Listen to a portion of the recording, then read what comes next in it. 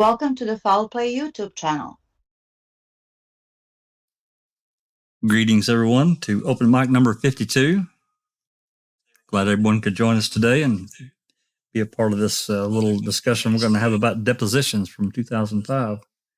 We've had a lot of discussions about, Cuss Road and the quarry and a lot of different things. Recently, Doc did a little ma'am short. It was actually last night that's generated a lot of, shall we say, discussion in the comments. How would you say about that? Would you say that's about right, Doc?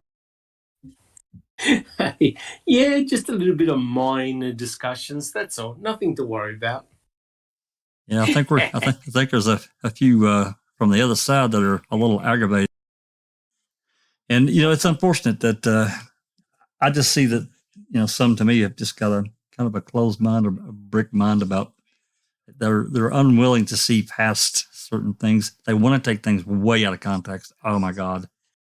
Like the phone call about this. I'm not going to get too far off into this, guys, I promise. But the phone call that Brennan made the night of May 13th after Uyghur clearly threatened him, Would you want me to call your mom? Is that what you want? All that was precipitated by what O'Kelly and Kaczynski, Kratz, Fassbender, and Uyghur did to that kid. Anyway, some interesting comments. Check it out. Check out the plea deal call and a little video that we put up. It's really gut wrenching to me. It's terrible. It really affects a lot of people. It's bad. It's pretty painful to listen to. It is. Anyway, let's get rolling here. We got several. We got a couple of ladies here that's going to read. The first one, we're going to be doing the deposition for Steve Tinker. We'll read for 10 minutes or so and discuss. There's some interesting information. I'm going to put up a slide first after everybody says hello. And there's Alice. Hey, Alice. I'm going to put up a slide just to give a little bit of side information as you were of some other things that were going on at the same time, basically, as these depositions.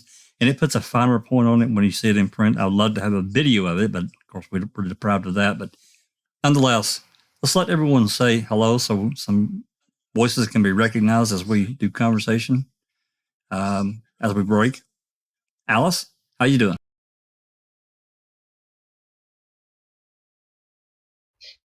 Hi everyone in panel, hi everyone in chat. Nice to see you.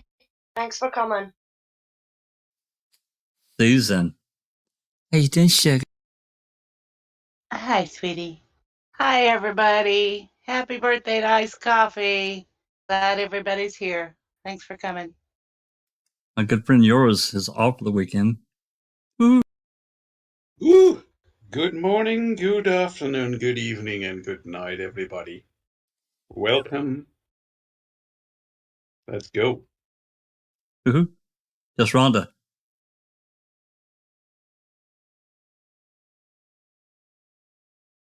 Everybody's here. Thank you all for coming. Lady Neverland. Eddie, good to see you here. Sunshine Christine. Hi, everyone. Thanks for coming. And of course, Dr. Silkman. My therapist said that I'm terribly addicted to true crime. You know how I solved that problem? I fired my therapist. Welcome, everyone. Great to be here. That's the right thing to do. Okay, let me get this pulled up. Doc, you have to find a therapist who will enable your addiction. Sure. I am amongst fellow therapists right here. Exactly. The first file I'm going to pull is a document from we've had for a while, but it's dated with a stamp from the court, and that's going to pop it. And this document is a document of Gregory Allen, and as you can see, this is dated September 22nd, 2005, which the depositions we're reading today are in May. Both of them happened on May 12th or 13th. I can't remember. But nonetheless, it was just a few months prior to this, which is also interesting because the judge actually, this is when the warrant was actually signed, was in early May of 2005. Now, of course, it takes time for things to roll through, and they had to, go get swabs and all this kind of thing. But this warrant for Gregory Allen to get his DNA. Now, this is just set here from September 22nd, 2005 until 2 years and 3 months later, December 2007. They didn't do anything with it. Now, you keep that in mind while we're reading these depositions. I don't know how much, Steve Tinker's a little bit higher up, as you'll kind of see the hierarchy as we start reading here.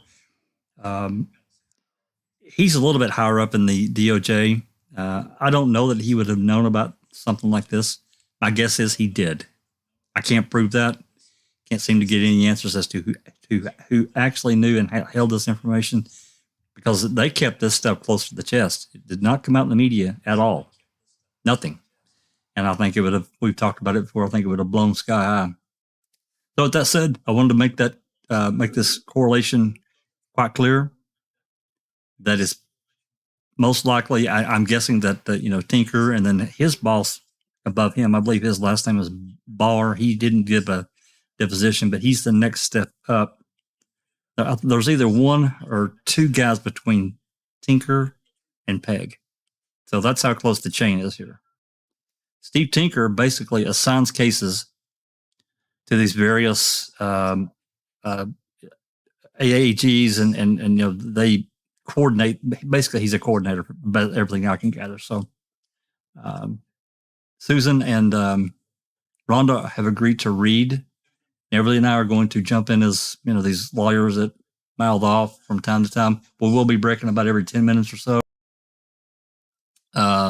to have a little discussion about what we read. If there's anything of interest, we'll talk about it. If not, we'll move on. Oh, one final thing. And, for you sharp-eyed eagles out there, I want to make a note of this because it's really confusing, but I want to assure you these are correct. This first file I just clicked over to is Steve Tinker.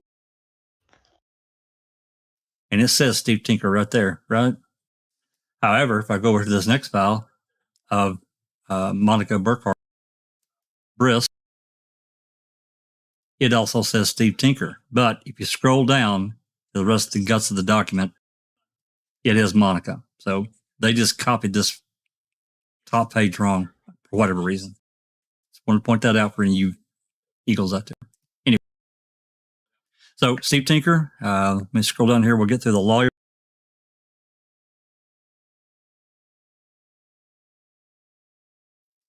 Hold on. Yep. I'm sorry. I'm having connection issues. Just give me 1 minute. Well, you need to feed that squirrel. Well, listen, God, never mind. I just not even going to try to make excuses. It's just been, my laptop has been running nonstop, and running that editing software really makes it tired. So I think I'm sure. okay. There's Kelly and Glenn. And then Mr. Covelli, he's on behalf of Bogle and Manitowoc. I mentioned Mr. Bascom. He's also on the behalf of Manitowoc County. Paulin on behalf of Kasoric and Manitowoc County. And Mr. Finkelmeyer, he's from the Department of Justice on behalf of Tinker. We've got lawyers, all these lawyers are protecting other lawyers.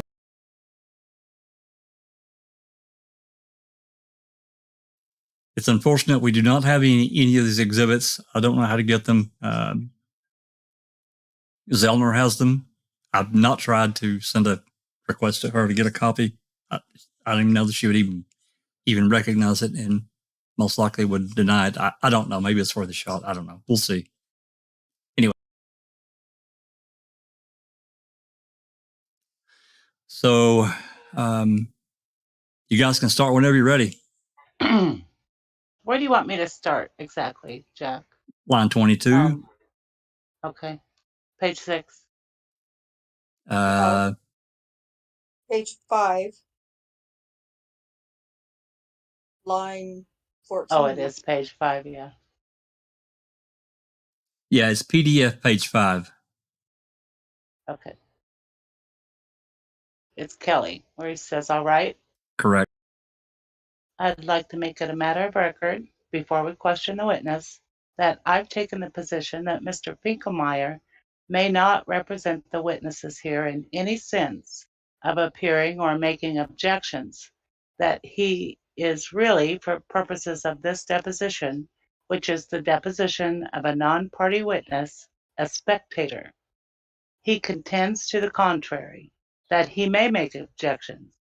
We're going to go ahead and proceed. If it turns into a problem, we'll probably have to stop and try to reach the court. Mr. Finkelmeyer, I think Mr. Kelly restated our positions correctly, and I have no objection to proceeding. Okay, examination by Mr. Kelly. Would you state your name, please? Stephen Tinker, Tinker.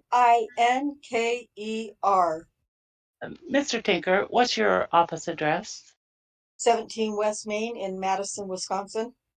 And do you have an office phone, a phone number, or numbers? Yes, my office phone is 608-266-0764. And do you have a cell phone? Yes, What's that number? 608-513-3522. What's your date of birth, please? February 9th, 1954. And your occupation? I am an assistant attorney general. I'm a lawyer. And within the Department of Justice, do you have any particular title? I'm a unit director of criminal litigation, antitrust, consumer protection, and public integrity. What are the duties of that position? It's basically a supervisory position. It's an appointed position by the Attorney General. I currently supervise criminal litigation, which is a number of attorneys that handle special prosecutions, criminal prosecutions across the state. We also handle sexually violent person commitments. There is an antitrust component where there are 2 attorneys and a paralegal that review and prosecute antitrust. Oh my God, I just lost my place. Antitrust cases throughout the state and in multi-state actions. Then I have a group of attorneys that handle public integrity work, basically complaints against public officials, either for open records, public meetings, ethics violations, or misconduct in public office. And then there's another component of the unit, consumer protection, that also has a supervisor assigned to that. They mainly handle consumer protection complaints, both from the Department of Trade, AG, and Consumer Protection, and multi-state groups. How long has the Public Integrity Group been in existence? Since I think September of '03, it would have been shortly before that report in the Avery thing was issued. All right. And was that group instituted through the decision of the Attorney General? Yes. How many lawyers are in that group? Currently, there are 2.5. At the time of the Avery investigation, how many lawyers were in that group? There were 2. And who were they? Jennifer Nashhold and Monica Burkert-Brisk. How long have you held the position that you just described to us? Approximately 7 or 8 years. I replaced Stephen Ebert when Ebert became a judge, so I think it's about 8 years. All right. And how long have you been in the Department of Justice? Since 1988. Would you briefly tell me what the different positions are that you've held in the Department of Justice since 1988? I came to the department into criminal litigation unit to do criminal prosecutions. I was there 2 or 3 years, and then I transferred to the environmental protection unit to do criminal prosecutions and other assorted things. I was there about 3 or 4 years, and then I became the unit director of the government operations unit and was there, I don't recall, 3 or 4 years, and then from there I became the unit director of criminal litigation. All right. Was the Avery investigation and report the first such project of the Public Integrity Unit? The first major project, yes. There would have been before that, there would have been responding to citizen complaints All right. from that. Did the Department of Justice receive a formal request for assistance from the Manitowoc County District Attorney's Office in relation to the Avery investigation? Yes. I'm going to show you what's been marked as exhibit number 1. Ask you to take a look at that. Mr. Paulin, when you identify documents, if you could give the Bates number, I would appreciate that. That would help us all to follow along. Sure. This is Bates number 5002. Okay. Okay. Oh. Is that the formal request for assistance that was received by the department from the Manitowoc County DA? Yes. And I notice on there's a quote, quote, received stamp on dated September 19th of 2003. Do you see that? Yes. Do you recall whether or not there was a meeting at the Department of Justice on September 19th, 2003 between the Attorney General and the District Attorney of Manitowoc County about instituting the investigation? I don't know if we had a meeting on that day or not, and Okay. Do you remember whether there was such a meeting on some date? I don't recall a meeting. I remember a series of phone calls with the DA, but I don't remember an actual meeting. Do you recall any meeting with Assistant District Attorney Michael Griesbach and people in the Department of Justice at the outset of this investigation? I believe at some point in time he had the DA brought down their box, their DA file. Okay. That followed. We had already had some phone conferences about it. All right. Do you remember whether or not exhibit number 1, Bates 5002, was hand delivered or did it come through the mail? I don't know. Do you believe that the decision to proceed with the investigation by the Department of Justice was made even prior to the receipt of exhibit number 1? Believe it was. All right. And do you recall how much prior to the 19th that decision was made? No, I don't. Okay. Let me ask you, have you reviewed any documents in preparation for our testimony today? I reviewed the final report that was issued, and that would have been about a week ago. And then the review, I don't know if it was for purpose of this deposition. I had ordered our documents back from the records center and had compiled my emails and have gone through those in anticipation of your document request. All right. So those are what I have reviewed. Okay. So you reviewed your own emails. And did you review the documents when you got them from the document center? Yes. Okay. So you reviewed the complete file in the case. I've looked at what this kind of classes of documents are. I didn't read each document, but I went through them to see if there were any issues on any of them. All right. I'm going to show you what's been marked as exhibit number 2 in the case.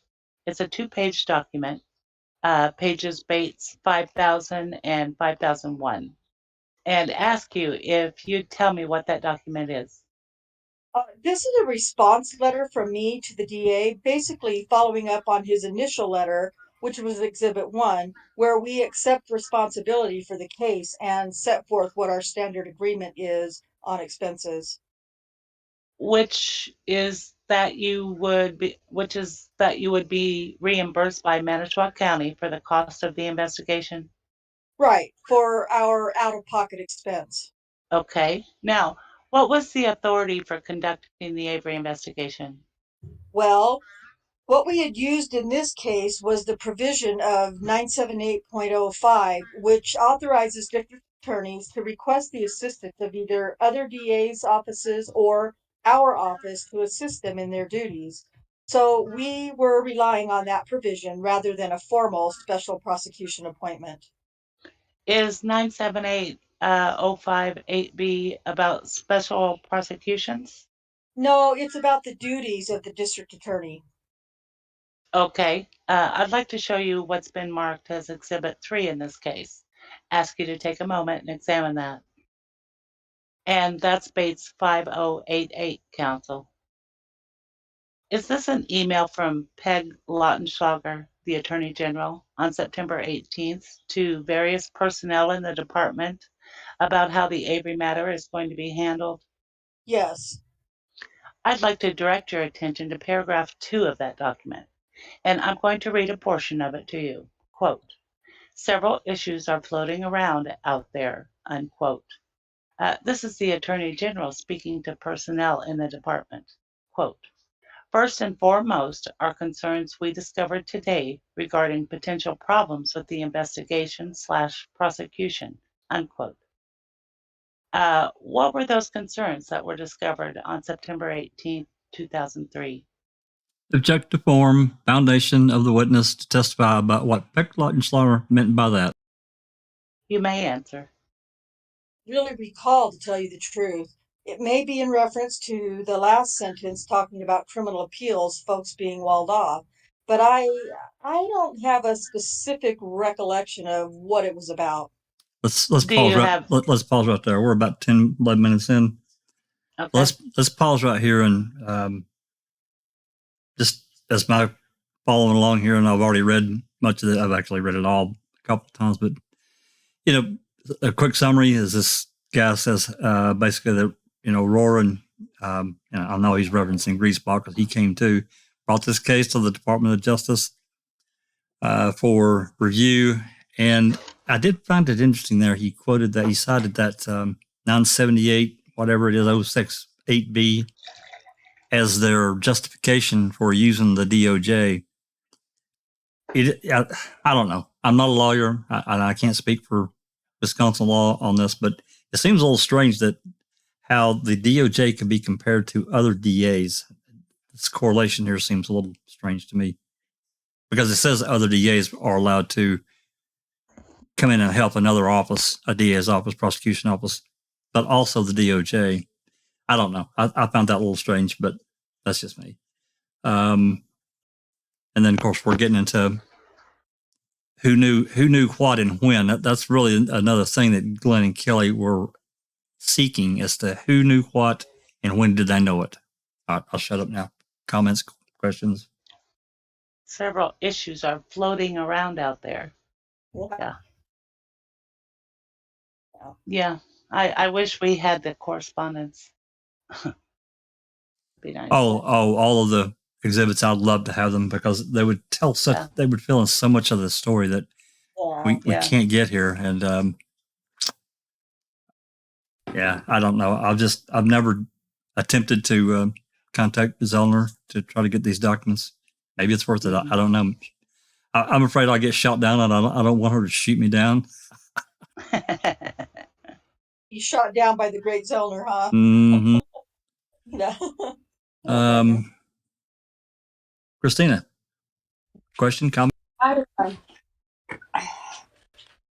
feel like Glenn and Kelly were trying to show how the DOJ tries to control everything, right? So this depositions are really interesting because it establishes that the DOJ has their hand in every single aspect of any criminal investigation in the state, especially when it involves like something like this. But then we found out here lately that they also that's paid with the municipality's taxpayers' funds, but reports directly to the DOJ. So that's interesting as well. They're very much hands-on in what goes on as far as crime is concerned in their state, but yet they want to play ignorant about anything that they should have known about, but they claim they didn't know about. Especially certain cases, right? Yeah. Yeah. Doc, did you have a comment? I saw your light off a minute ago. Yeah. What I'm saying is, first of all, how unbelievably clued in Kelly was. He had done his homework. The questions he asked, you could see that he's laying down a trap. Furthermore, we are now witnessing the evolution of a cover-up, how a cover-up actually takes place. And I started to laugh when Rhonda read out, I don't really recall. That's your standard classic line where they know they're being cornered in. They want to be as non-committal as possible. The mere fact that Peg Logslauer said several issues are floating around out there, you know that they are concerned. And so, these guys got together and worked out a strategy that was going to be least harmful to them. And that's why Peg L did the whitewash with the report. So, what we are witnessing is how a cover-up takes place. Incredible. Yep. Yeah. Yeah. Never To, leave. If I may I'm sorry. continue to what just Dr. Silkman said, he kind of read my mind. I was when the minute I heard this, several issues are floating around out there. They have a template of how to address an investigation. So in a roundabout way, they acknowledge the issue that was brought up to them.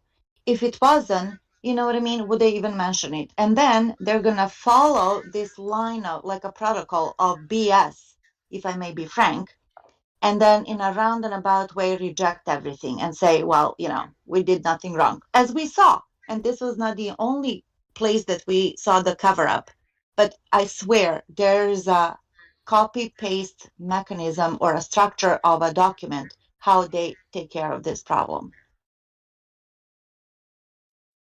Yeah, it certainly, and of course, I think with the Avery case, and they probably have other cases that certainly not as public as this, that they had to do some pretty quick maneuvering at times, I think. But yeah, I don't disagree with you at all. Alice, I didn't ask you, but have you seen any comments or questions from the live? No, we're all good. Okay, well, I wanted to say hello to everyone in the live chat. I really wasn't trying to forget anyone. I'm just we were late getting started. I was kind of waiting on Ripper, and because he's got some really interesting things going. Just want to say hello to Paul, and there's the Gov. Hey, Sean. Dark Side, always a pleasure. Gary, our William. Who else? I don't want to miss anyone.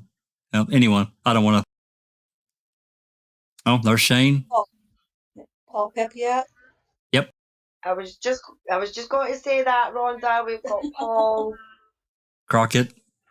Always good to see you. Sherry. Angie. Oh, I didn't see Angie. Hey, Angie. Yeah, Angie's there as well. Yep. Yep. Feels like we're in romper room.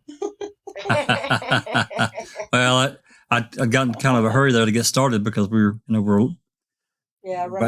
Well, we're really late. This was supposed to be last Sunday's open mic, and we had to delay, so it's really late. And we will be having another open mic on Sunday, but I wanted to get this one done because I think the depositions are really important. They're really a really important part of the case.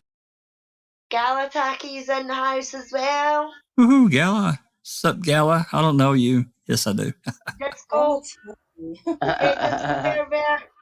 on, Dad. Well. He's like, Dad, stop it. I was going to tell you, Alice, you and me, we're always on the same, we're always on the same level of thinking about certain things and saying them. It's just kind of cool, really. But, well, for anyone that's joining us, right? We're doing this as a rebuttal to the depositions. We're reading certain sections for a little bit, and we're going to have a little rebuttal. And we're reading Steve Tinker, and if you guys are ready, we'll continue on for another few minutes, then we'll break again. So line 23. Page 13. Yep, go for it. Do you have any recollection? Well, let me strike that. Let me ask you, prior to the time of the issuance of this email, had you personally had any discussions with either the District Attorney of Manitowoc County or Assistant District Attorney Griesbach in connection with the Avery matter? Yeah.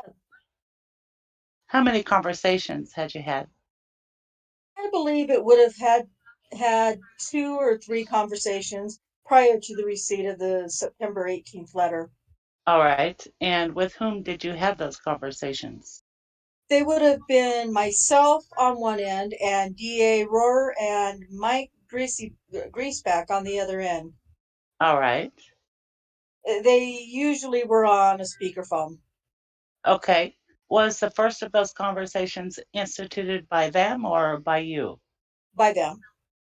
Tell me what you remember of that conversation. They had, Mark Rohr had called me and said that they had just received I think the first call was that they had received the DNA results and had a question about how that should be handled on the criminal side. What impact should that have on the existing judgment of conviction?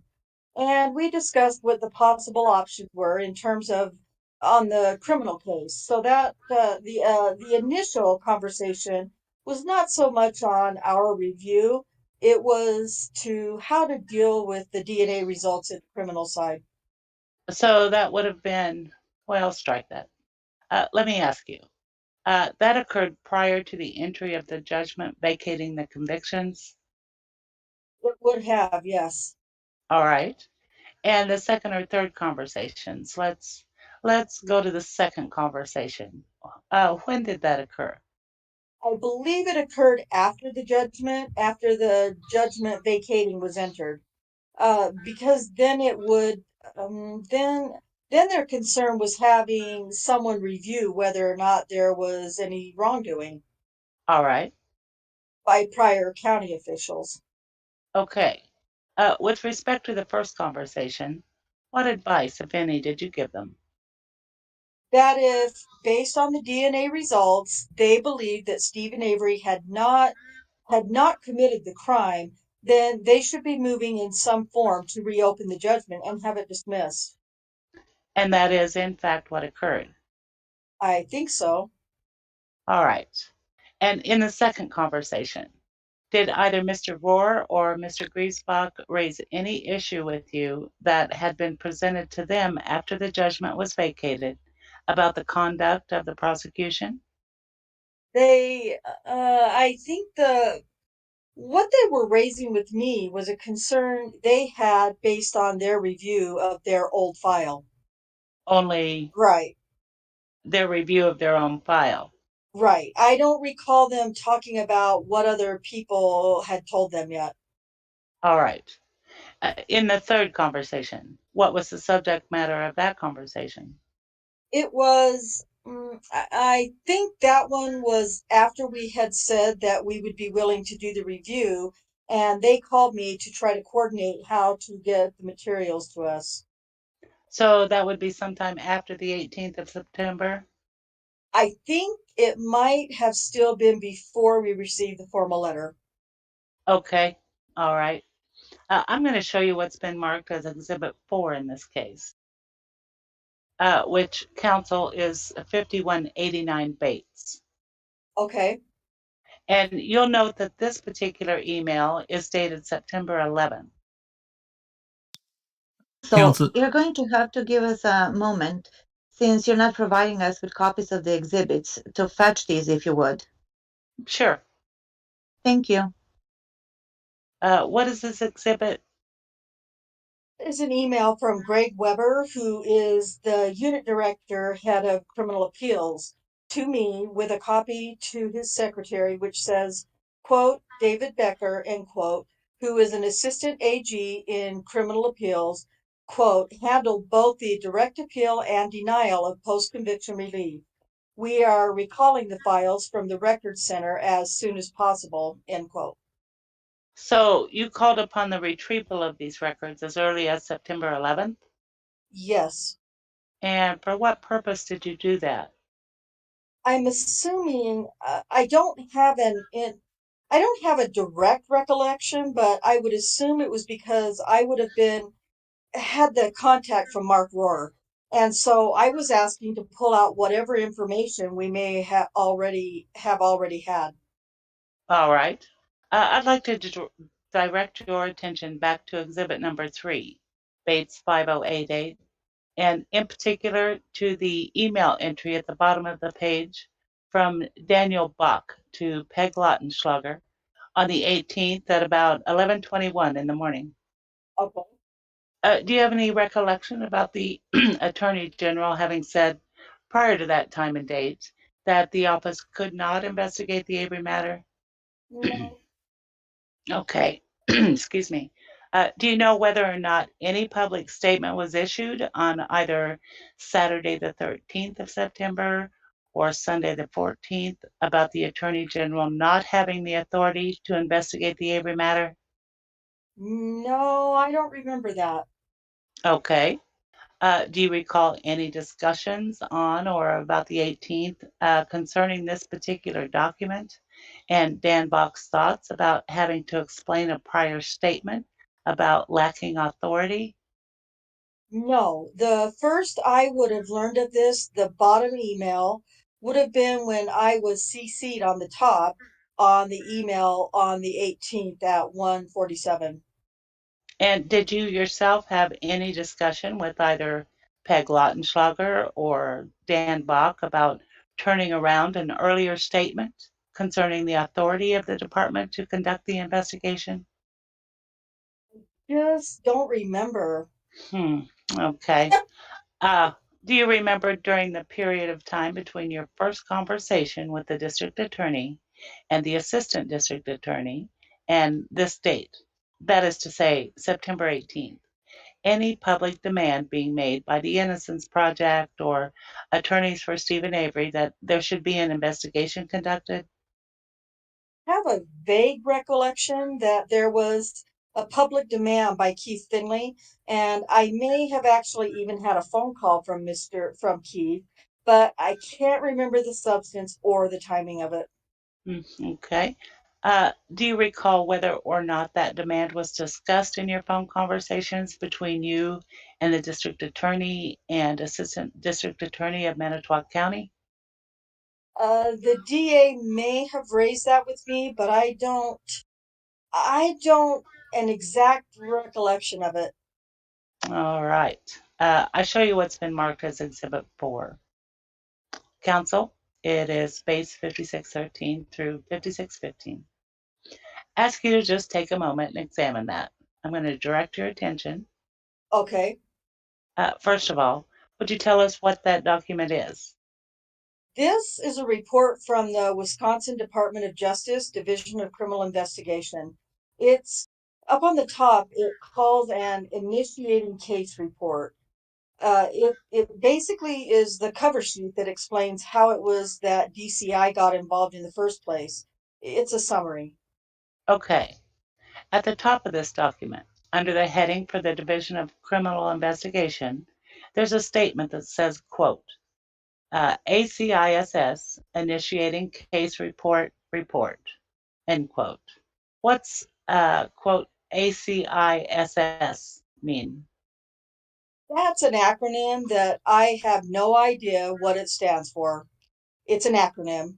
It's their new database system. They put their reports into it and other agents. And if we're authorized, we can have access to the report through that. But it's an acronym for the computer program, and I have no idea what it means. And when you say, quote, there, end quote, you're referring to the Division of Criminal Investigation? Correct. And what is its position within the Department of Justice? Just for It is the lay audience. It's a separate division. There are 4 or 5 divisions within the Department of Justice. The attorneys are within the Division of Legal Services. Our law enforcement are within the Division of Criminal Investigation. We have a division of law enforcement services which has the crime labs, the Criminal Records Bureau, the training and standards. We have a division of administrative services, and then we have a division or an office of crime victim services. All right. I'd ask you to turn to page 5614, the second page of exhibit number 5. And well down the page, there's a paragraph that begins, quote, soon after the mistake became public knowledge, end quote. Do you see that? Yes, I do. Would you take a moment and read that paragraph to yourself? Yes. Okay. Do you recall discussions with Mark Rohr or Assistant District Attorney Michael Griesbach about the people who were approaching Rohr and or Griesbach, telling them that they believed all along that Gregory Allen committed the crime and not Stephen Avery? Yes, he did raise that with me. Okay. Who did he say was telling him that? It would have been current employees in his office that had been in the DA's office at the time of the Avery charge. All right. Did he mention any other individuals? For example, did he mention any personnel in the sheriff's office who had been there at the time in question? I don't remember that offhand. There might be. But if he raised it, we followed up on it. But I don't remember offhand that being raised. Do you remember any of the names that he told you of people in his office who were making the statement that Gregory Allen had committed the crime and not Stephen Avery, and they knew it at the time? I don't remember the specifics. I'm going to object to the form of the question. You can go ahead. I don't remember their specific names. One was at the time when Mark Rohr was talking to me, she was a paralegal, but had been a legal secretary. I believe her name might be in our final report, All right. but I don't remember specific names. Did you make any notes of your conversation with, or your conversations, the 3 conversations that you've told us about, between yourself and District Attorney Rohr and Assistant District Attorney Griesbach? No, Of course not. At any time, did you disclose to the investigators who were conducting the Avery investigation in the Department of Justice the names that had been provided to you by Rohr or Griesbach as having made statements to Rohr or Griesbach about what actually happened? don't believe I provided the actual names. I think I provided the general information. All right. But basically, they would have got the names from the DA. To your knowledge, was any investigatory interview conducted of Rohr or Griesbach as to what they had been told and by whom? I don't know that. Okay. Would you consider that to be important, given what Rohr and Griesbach told you they were hearing from people in the office? Probably. Okay. I'm going to show you 2 exhibits contemporaneously. Exhibit 6 and let, 7. let's pause right here. Okay. We've been going about 12, 13 minutes, and some interesting things come out there. And I'm glad. Did. Yeah, I'm glad to let someone else summarize if they want. I thought it was interesting in the first part where evidently the DOJ put out that it wasn't their place to do this investigation. Is that what I understood? That's what I got. Yep. That's how I read it. And again, not knowing how these things operate within, Wisconsin or any other state, but given that statute that they quoted, that why didn't they get another, just say contact Brown County or Door County, whatever, and get them to come help them out and say, hey, we're going to go hands off. You guys take a look at this and see what you see. No, they went to the DOJ.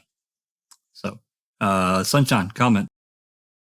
More importantly, Peg L said there was nothing that the Attorney General's office could do and had to backpedal that. Because what do you mean the Attorney General can't find out why a man spent 20 years in prison wrongfully? I mean, it was a ridiculous statement for her to make. Also, reading these depositions are great because I just caught for the first time, and I've reread this deposition a couple of times. You have to have a certain level of access. That's right. to even get into the ACISS file. And I'll bet that's you, Christina, to add to what you're saying, I'm sorry to interrupt. You can go ahead after this, but I'll bet you that they code these. Certain reports are only allowed for certain people. Right. It is depending on who you are, what you're allowed to see. That's right. Certain cases, a certain group of people, and only that group of people are allowed to know what's going on. And that is just illogical if you're supposed to be an investigative body.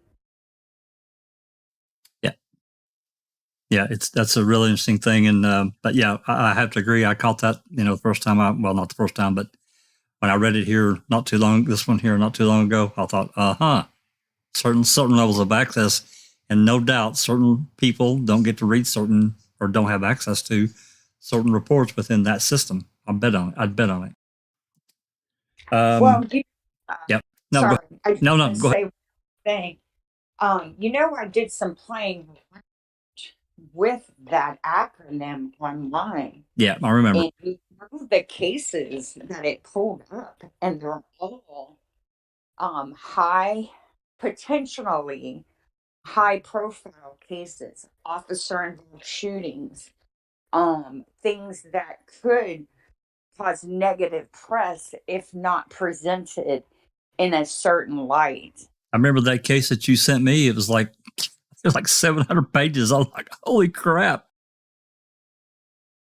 Yeah, it's definitely worth spending a half hour, an hour. Well, I would spend more hours if I had it. It's definitely worth spending some time just playing around with and seeing what comes up.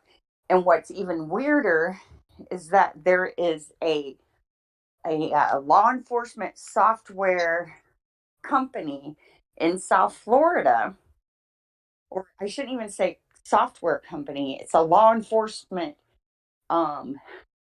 specialist services company in South Florida with that same acronym. So I bet you that's where this whole, I don't know, if you're interested in it, take a few minutes, research it. That the establishment in South Florida is very interesting. If you read their about page, what they do, and then when you look at what these cases represent, there's definitely more to it. There's something at work here.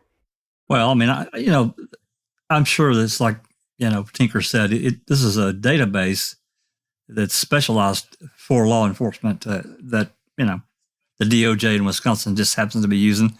I'm betting that there are multiple law enforcement agencies across the country that use this database within their own intranet. So, yeah, that's very interesting. Jack, Paul Pepia in chat says, do you think some of these serial attackers are protected to keep people afraid? Well, that's an interesting point.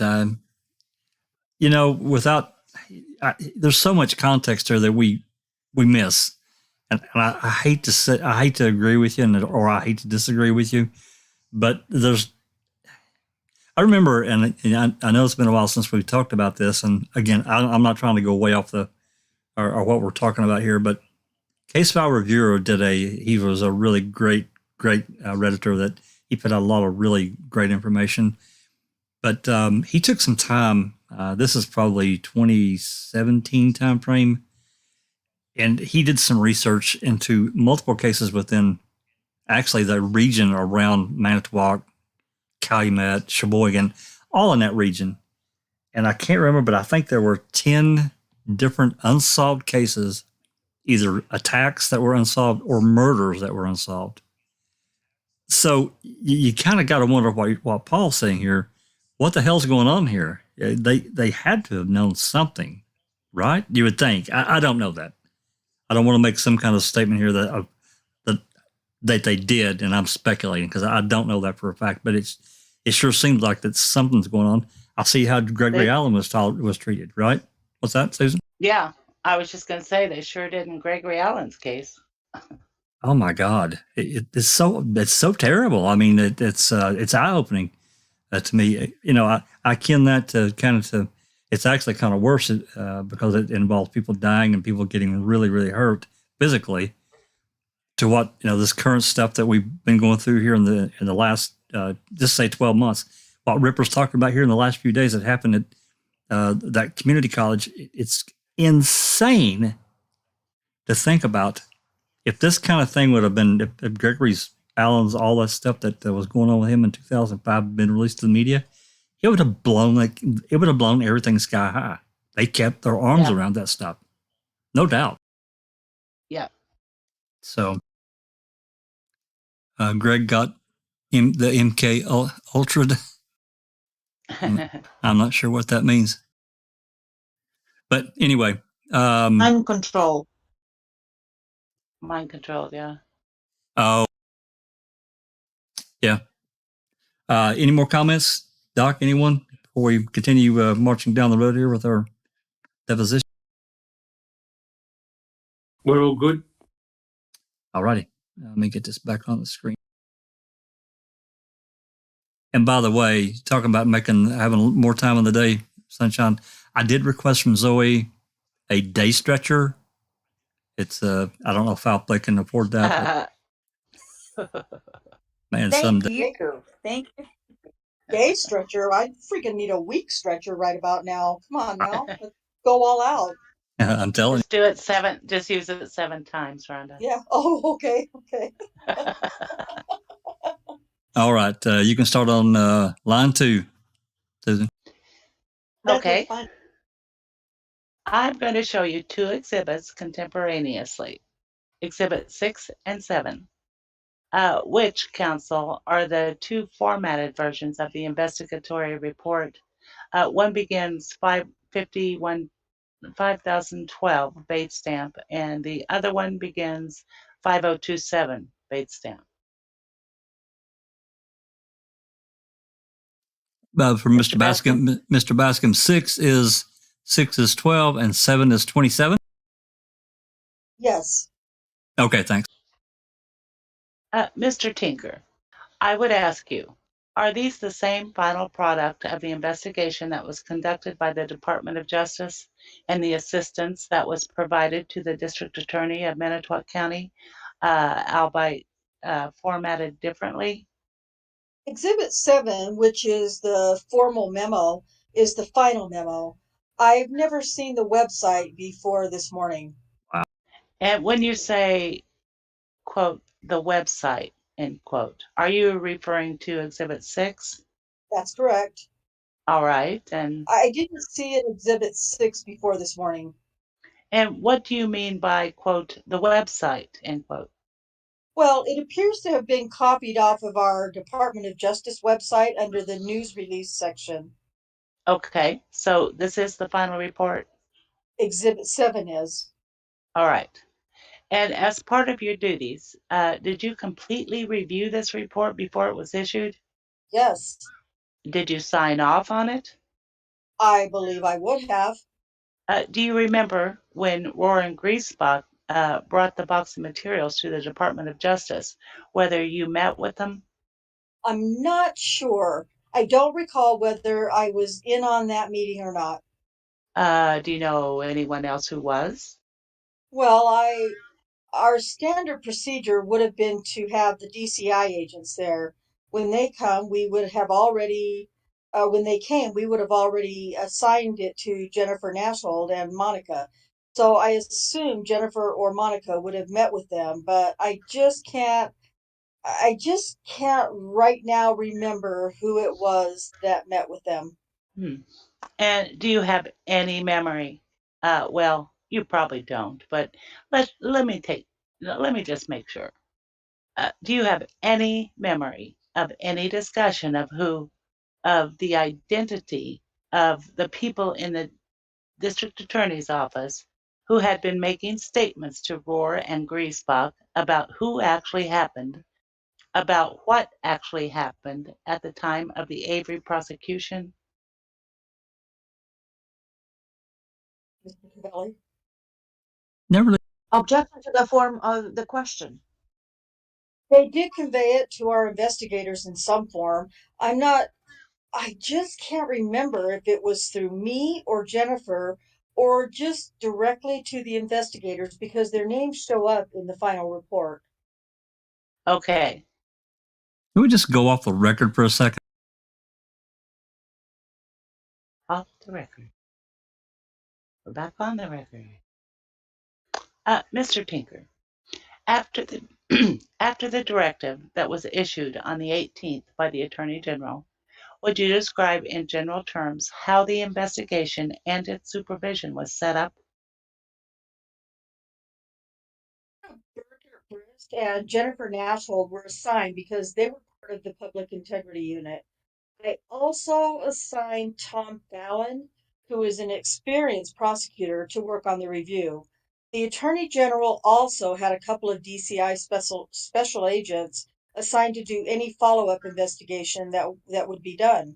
And so the game plan was to have the attorneys that were assigned review the file that we had received from the DA and to review the criminal appeals file for Mr. Avery's post-litigation, post-conviction work.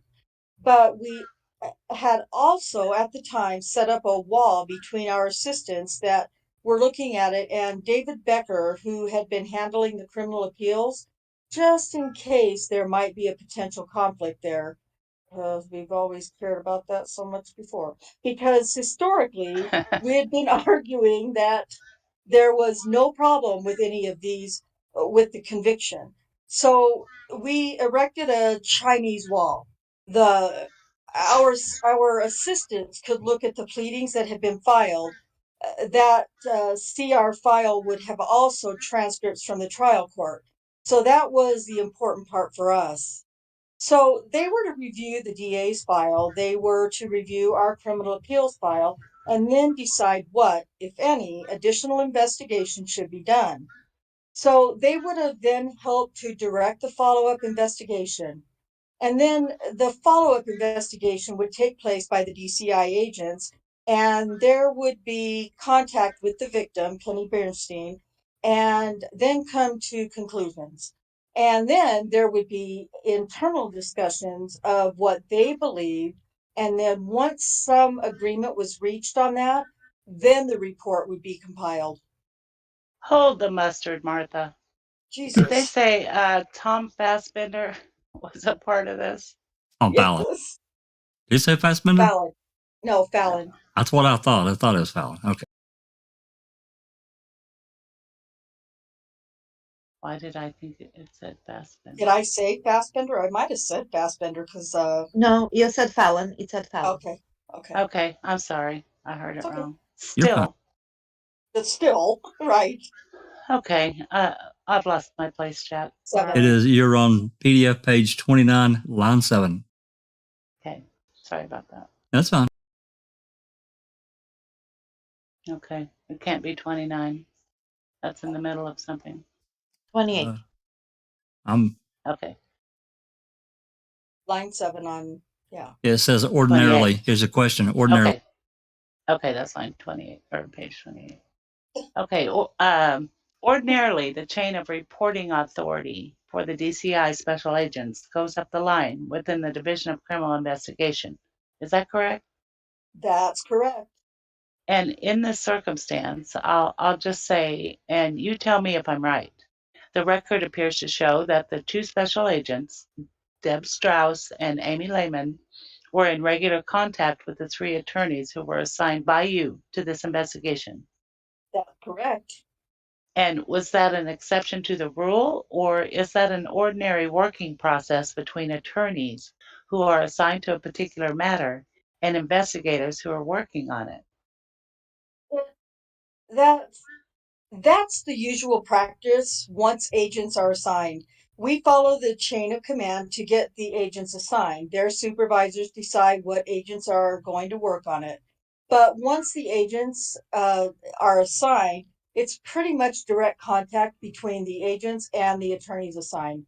And the agent's supervisor and me, as the attorney supervisor, don't get too involved at that point. I'm going to pause, interject. I'm going to interject right here. We'll pause at line 4 just for a minute, just for anyone that really doesn't know how this investigation flowed. I'm going to explain it briefly. Anyone has anything to add to it, they can. But this is how I see it. You had 2 DCI agents, Amy Lehman and Deborah Strauss, that were assigned by that office to go investigate these the roar and grease spot problem. Okay, so they went out, did the interviews, got feedback, whatever. The reports flowed through Deb Strauss. Amy Lehman was a white collar crime person that had never done any kind of criminal thing at all, ever. We've already read through her deposition, and it's clear, and she tried to do, whatever. She tried to do the right thing, and from best I can tell, I didn't really see too much of any kind of hinkiness from her. However, we know that Deb Strauss had some definite issues because we know just a few months after this, she's calling Calumet, say, hey, I'm a DCI agent. I want to help. I don't really like Stephen Avery. I mean, anyway, so Deb Strauss, Amy Lehman, they turned their reports into Jennifer Nashhold. That's the next level up. And then from that, Jennifer Nashhold and Monica Burkhart-Brist worked on combing through these various reports, generating a summary or whatever, and it flowed up the chain. Now, there's another person in here, and I think his name is Michael Bauer, Bauer, however you want to pronounce it, Baur. I think that's his name. I'm going to make a PowerPoint, and I'm going to get the flow chart of this so we're clear about this. And then it flowed up again. I'm sure Tinker had access to it, but in the middle of all this, you had Tom Fallon that was involved, and he was heavily involved in this. Anyway, moving on up the chain of command. It went up to this, they said his name up there a minute ago, Bach or Beck or whatever. And then it flowed up to Peg. So that's kind of the flow. I hope I tried to summarize that so everybody could see how these reports started out at the lower end and climbed their way up to the top. Is that clear? That was awesome, Jack. Yeah. Okay. All right. Awesome. All right. Line 4. Okay. I'm going to ask you this question, and you tell me if it's correct then. I understand that there were 2 DCI investigators on the investigation, Deb Strauss and Amy Lehman, working with 3 attorneys, Tom Fallon, Jennifer Nashhold, and Monica Burkhart-Brist, all 5 of whom, were being supervised by you? Did we lose Rhonda? Said, oh, am I muted? No, I said yes. Yes. Okay, yes. sorry. Okay, it's okay. And that you then reported to Mike Bauer, who reported to Dan Bach, who reported to Peg Lautenschlager. That's correct. The agents also technically would be reporting up their chain, but it did go all the way. It did go the way you described it. All right. And their reporting up their chain is just to keep their bosses informed about what they're doing? That's correct. And any of their reports have to be approved by their supervisor before they become official reports. All right. And to your knowledge, did that occur in this investigation? Yes. There was also a reporting relationship, was there not, between the legislative liaison for the Department of Justice and the front office about what was going on in the legislature with the Avery Task Force at the same time that this investigation was being conducted? Yes. And in addition to that, there was one further office, the Public Relations Office or the Press Office of the Department of Justice, that was handling press relations contemporaneously with the investigation and with the proceedings in the legislature. Yes. Who was that person in the press person? Yes. I can't remember. It would have either been, I don't know what the timing was. Let's see. It would have been Brian. I'm not sure. It might have been Brian Reiselman. I can't remember. Okay. Who the press guy was at that point in time. After the initial review that you've told us about of the district attorney's file, and the criminal appeals file was conducted by the attorneys, who made the decisions about which witnesses were going to be interviewed? That would have been done at the attorney level by attorneys Nashville, Burkert, Brist, and Fallon. And they would then have communications with the DCI investigators and tell them you should talk to A or B or C. Yes. And in turn, was there feedback that would come back to the attorneys from the DCI investigators saying, quote, well, we talked to so-and-so talked about yet another person, end quote. And then the lawyers would say, quote, well, go interview that other person, end quote, or not. No knowledge of that, but I assume that's what happened. That happened. Okay. During this process, which took place between September 18th and December 17th of 2003, were there periodic meetings of the entire team to discuss the progress of the investigation? The usual practice would be for that to have occurred.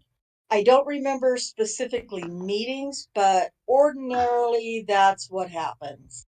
Okay, all right. Were there external interventions, people who were witnesses or advocates calling in and speaking to either somebody in the supervisory chain or the investigators and providing them information to your knowledge? Yes, Do you remember any one or more of those interventions? there was. At one point in time, we were interested in getting the defense file. So some of the exterior intervention either were initiated by us or by others. So I had, for example, I contacted Judge Bolger to explain that he might be contacted by DCI for an interview, and if he had any of his file left, we would want that. At some point in time, I contacted Keith Finley because we had learned that parts of the trial defense file were with the Innocence Project and said we would need that. Although I think most of that follow up was done by Turtle Lips Fallon.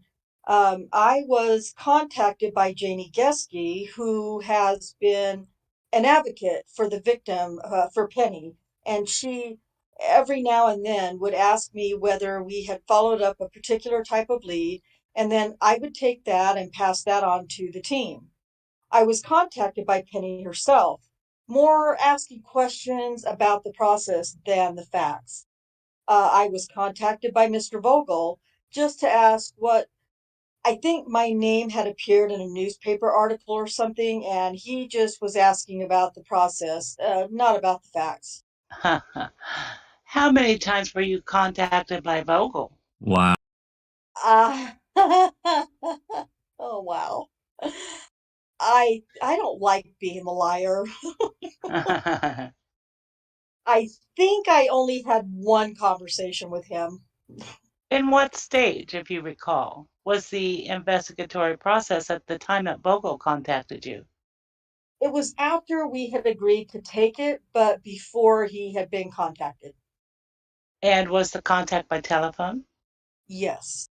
Do you remember whether he asked you anything about Gregory Allen? No, we didn't get into the facts at all. Okay. Tell me everything you remember of that conversation, if you would. He called me and said that he identified himself. He said that he had been the DA at the time and had been reading in the newspaper that we might be doing an investigation. And I had been told shortly before that we'd probably be contacting him. So I said, it's my understanding you'll be contacted by a DCI agent in the near future. And he said, fine. And because I knew they were going to contact him and I didn't want to become a witness, we just left it at that. All right. Do you know whether Mr. Vogel made any other interventions into the process with anybody in the Department of Justice? I'm not aware of any. Do you know whether he spoke, for example, with either Mike Bauer or Dan Bach or Peg Lautenschlager? No, I'm not aware of that. I don't know. Okay. Any other external interventions that you're aware of than those that you've told us? No, putting aside the Avery Commission, but in terms of the Avery investigation, I think that's all that I can recall right now. Did you have contact with Representative Mark Gundrum respecting the Avery matter? Yeah, he contacted me about the commission, yes. At what point in time, if you recall, relative to the process that you have described to us? It was while we were still investigating and they were still forming the commission. All right. And what was the content of the conversation between you and Representative Gundrum? It was mainly he was soliciting membership for his committee. He wanted someone from the Department of Justice to be on the commission or the committee. Ultimately, you resolved not to do that. Is that right? Correct. Yeah, I believe that's where it ended up at. Okay. I'm going to show you what's been marked as Exhibit 8. Counsel, it is page 5090 of the Bates materials. I ask you to take a moment and look at that. Okay. What is this? It would be an update email from Amy Lehman, special agent with DCI, to Monica, Tom, and Jennifer. And then the CCs are to me, to Robbie Lowry, who are the special agents supervisor, and to Deb Strauss, who is the other agent. And it's basically an update on what they had done that week. And this is dated Thursday, September 25. So this would be nearing the end of the first week of the investigation. Is that right? Correct. Okay. And was this format fairly familiar? Are there other instances where there's emailing back and forth about what the progress of the investigation is? Yeah, it's pretty standard format. Okay. Do you know whether within the group of the three lawyers, Mr. Fallon, Ms. Nashhold, and Ms. Burkhart Brist, there was any allocation of respective responsibilities that they decided upon or that you decided upon for them? I think eventually, as it worked its way out, Jennifer Nashhold took the lead in writing the report. And in terms of directing the actual investigation, I think those were usually mutual decisions between Jennifer and Tom would consult. Monica would be involved. Monica had more of a civil background, and Jennifer Nashhold had come from a criminal appeals background. So a lot of the directions would have been in consultation between Jennifer and Tom. All right. And was Monica Burkhart Brist's civil background did it have any purpose in the investigation as you understood it? She was involved because she was a member of the Public Integrity Unit. So she brought that perspective to it. Okay. You're appearing here today as the custodian of records in this case. Is that right? Yes. All right. I'm going to show you what's been marked as Exhibit 9. It's the subpoena. Counsel, page 5496, Bates stamp. And in your capacity as custodian of records, did you assure that the records produced were in conformance with the request that was made by the subpoena? Yes. Okay. Do you have everything as far as you know? Yes, Do as we, far as I do we have everything as far as you know? Yes, as far as I know, I asked DCI for their records, and Robbie Lowry had Amy Lehman pull all of their records and give me a copy, and those were included in my box. And then also included in my box was the box we received back from the record center from our investigation. And are you satisfied that you also have everything that's called for by the subpoena from Mike Bauer, Dan Bach, and Peg Lautenschlager? Yes, I assume so. I didn't talk to them directly about their response, but I believe that internally we were sure we had all the documents that were responsive. Okay. I'd like to go off the record for just a moment. Mr. Tinker, do you know whether or not there is, as a result of the investigatory process, email that was exchanged between and amongst the three attorneys and or the investigators that was never put into hard copy format? I'm not aware of any. Basically, what I asked the attorneys to do, well, Jennifer is no longer part of the unit, but I asked Monica and Tom Fallon to make hard copies of whatever emails they still had. So I'm not aware of any, at least on the attorney side, that are still that are floating there, that are there on the server but have not been printed. Do you know what the process was in terms of electronic mailing between and amongst the attorneys when the report was prepared? Were drafts going back and forth by electronic communication? Yes. And do you know whether or not all of those materials have been retrieved and given to us in hard copy format? I believe they have. I was included in those loops and I printed off, I believe I had one draft that was provided, and I believe there was also a draft from between Jennifer Nashhold and Tom Fallon that's been printed and produced. Do you know whether or not any search was made of the department's servers to determine whether or not there are further unretrieved e-correspondence about the case? I'm not aware of that being done. It's hard for us to do that because of there is some security encryption that's done. So you can't ordinarily, you can't do just a blanket search. You have to have the individual or recipients do searches. Okay. Earlier, you testified about the systemized format for the Division of Criminal Investigation reports when we were exchanging questions and answers about Exhibit 5. My question is this: from what, if you know, are those reports prepared? Do you mean at the agent level? I do. Ordinarily, the agents, DCI's practice is the individual agents take notes, and then they take those notes, they sit down and generate their written report. They then compare their report with their notes, and if the written report is correct, they destroy their notes. Immediately, contemporaneously with the preparation of the report? Yeah, once they've confirmed that the report itself accurately reflects their notes, they're then destroyed. I'm not sure whether the destruction is done right then or after their supervisor has approved their report. All right. And who was the supervisor or who approved their reports in this instance?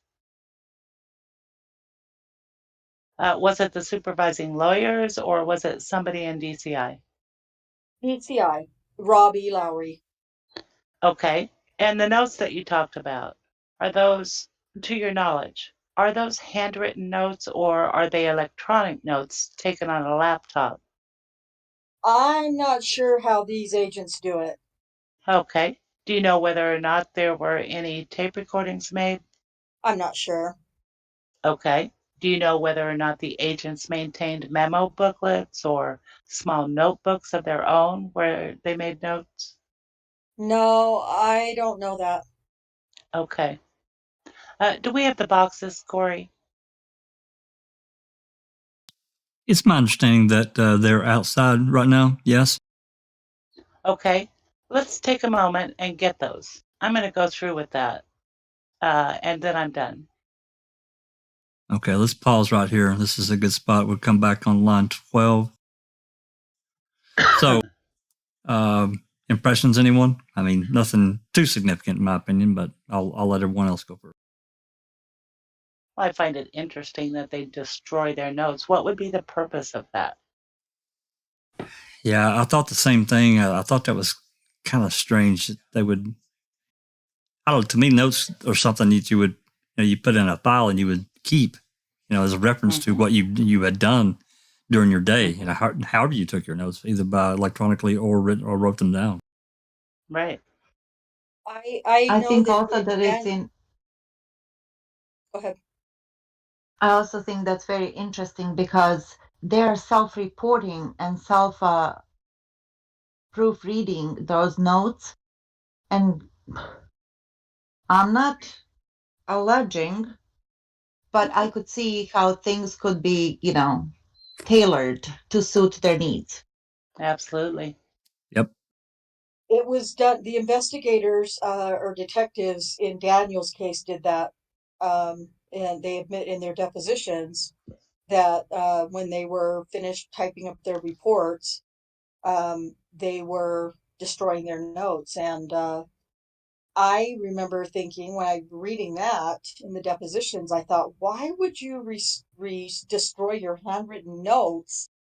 So I don't know if that means that it's just a common practice with investigators or detectives or law enforcement. I don't know that, but I know it was done in Daniel's case as well.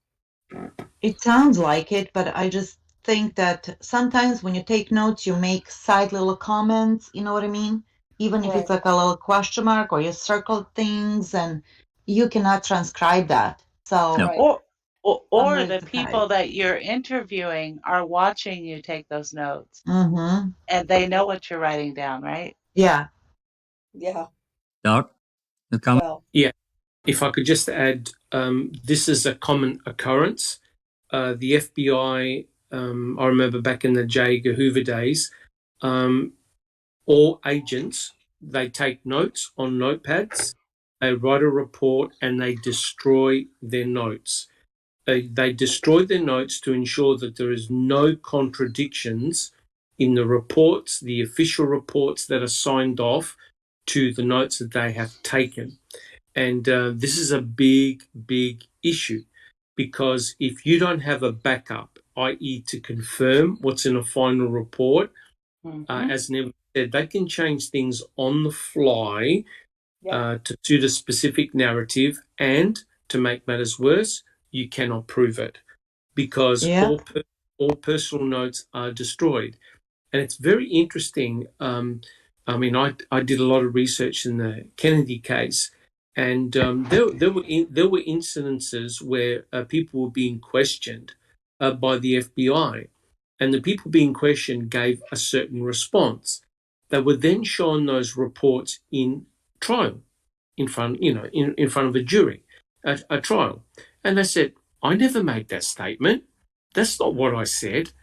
And the problem is, the FBI destroy their notes, which means that whatever is handed up and signed off is official truth.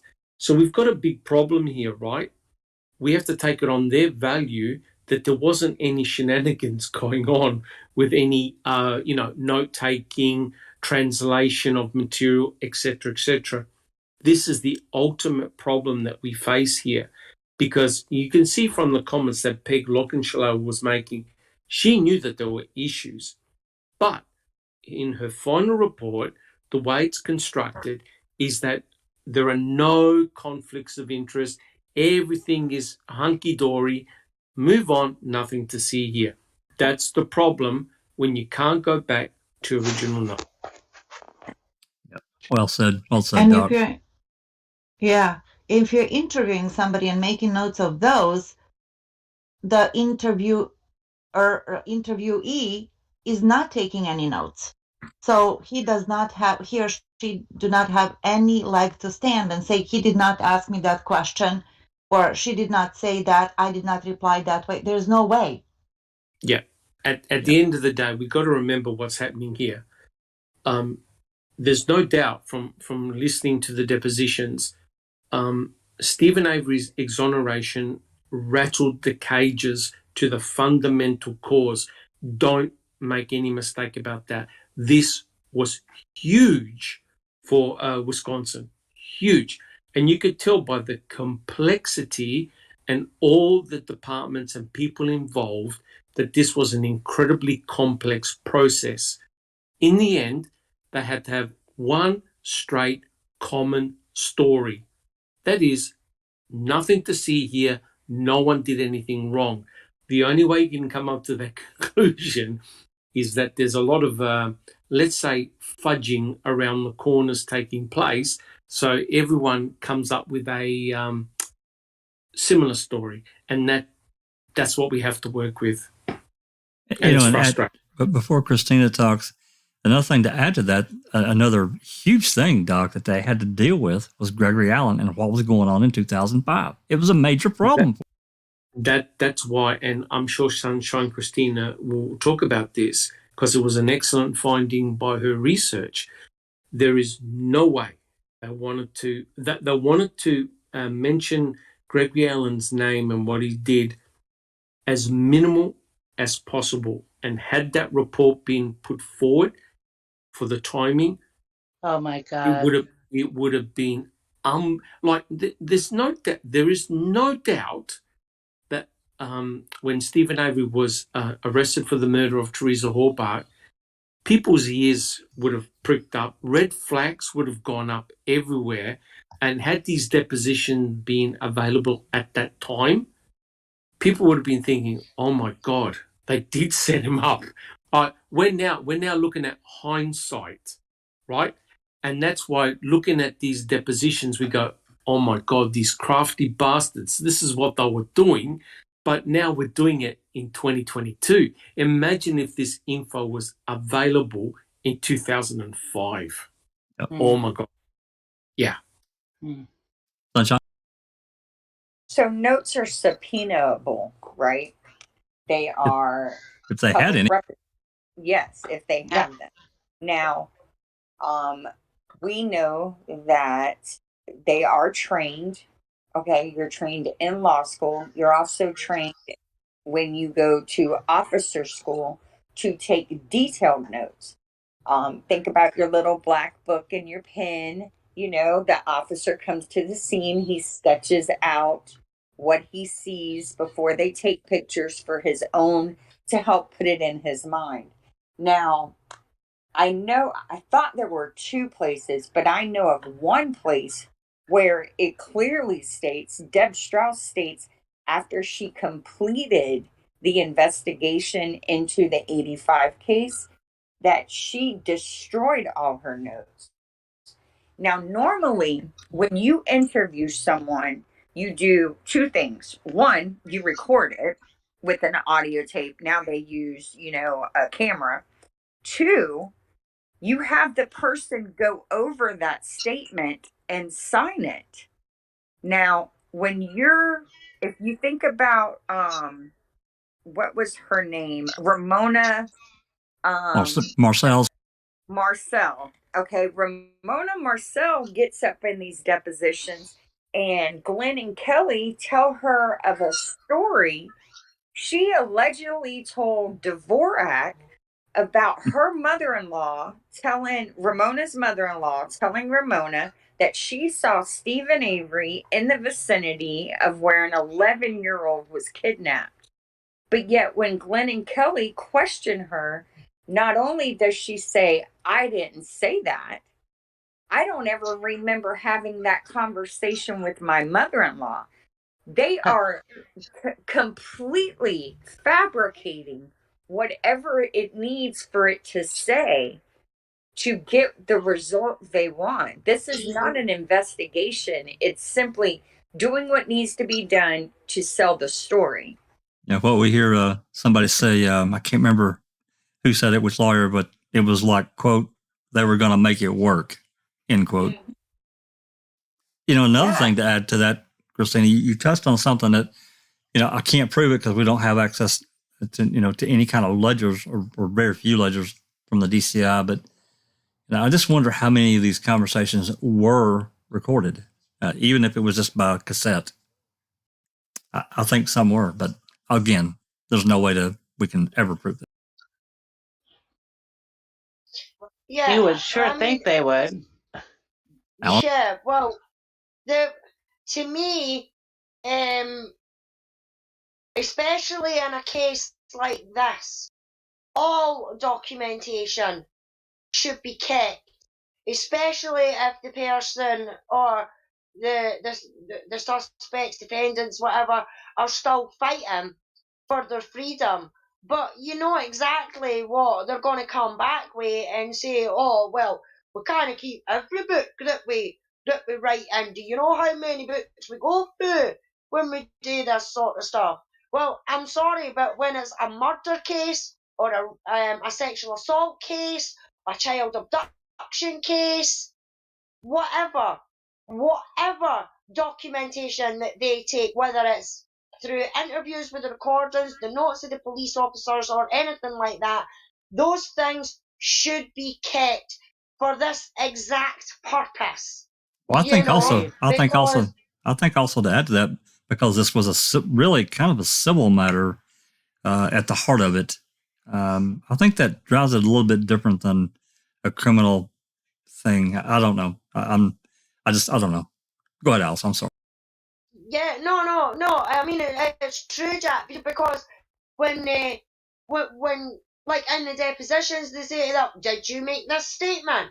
It's in your report. And they go, oh, I don't recall. I don't remember. Well, it was in your report, so it must have been in your notebook. And that's why you've wrote it down here. So now you're telling me, and you're lying to yourself, basically, because you're basically saying that that's not what you wrote in your report. You know, so there's too much confusion when it comes to things like that, and it's too easy for them to turn around and say, oh, Yeah. I don't recall, I don't remember, I don't know. It might have been, but they can remember what fucking colour shit Stephen done the fucking week before. You know what I mean? Yeah. It's the stupid, silly things is what they remember. The important, detailed things is the stuff that they forget. So, You mean in my the stuff opinion, they're making up? Sorry, Suzanne? I said, you mean the stuff they're making up? Yeah, exactly. You know, so these books, notepads, whatever, and I mean, even now, if they're using electronic devices to take notes, because I know some of the police officers and that here have got like a wee digital thing that they put all your details in now and everything like that, you know. All that sort of stuff should be kept, period.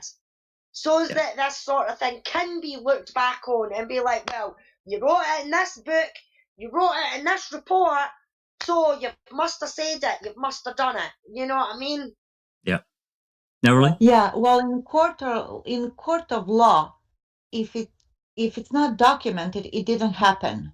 If you turn that around, it also means that whatever is documented happened, whether it did or did not. Basically, that's the translation, and that's the trick of it. So if I say something happened and the other person didn't document it, that means that it didn't happen. You cannot prove it that it happened because it wasn't documented. You see what I'm saying? The power of documentation. Yep. It's huge.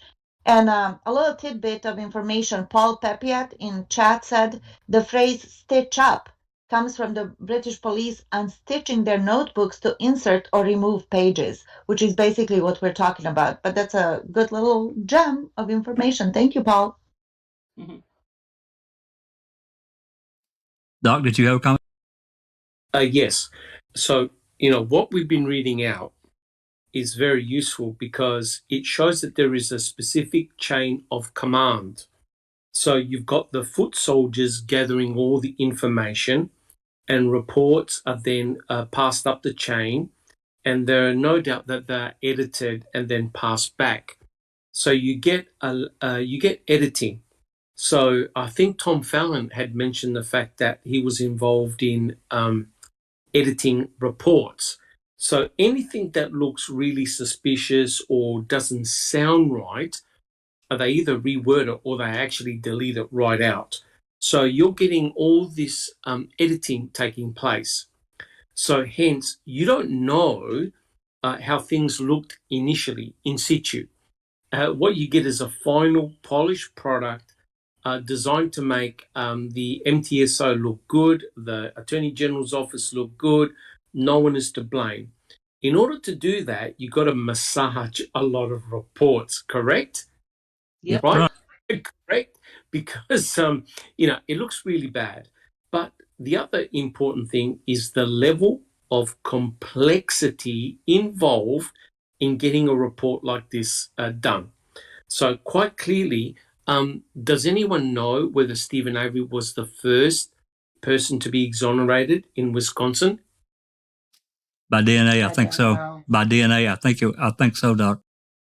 Right, because quite clearly this has caught them off guard, and there's a huge amount of people involved, and different departments, different officers, different experts involved, all in Stephen Avery's case. Put it this way, this was going to bite. This civil suit was going to affect everyone. And you could tell. You could tell by the players that were involved. I agree. Yep. I threw up a memo to file. This is part of this ACISS system, I'm sure, that Christina shared with us here on Discord. Do you want to talk about that for a second before we start back? Yeah, Christina? I just wanted to show where I just wanted y'all to see that. Is that where it's highlighted? She destroyed it? Oh, I kind of lost you there, Christina. Say that again, please. All right.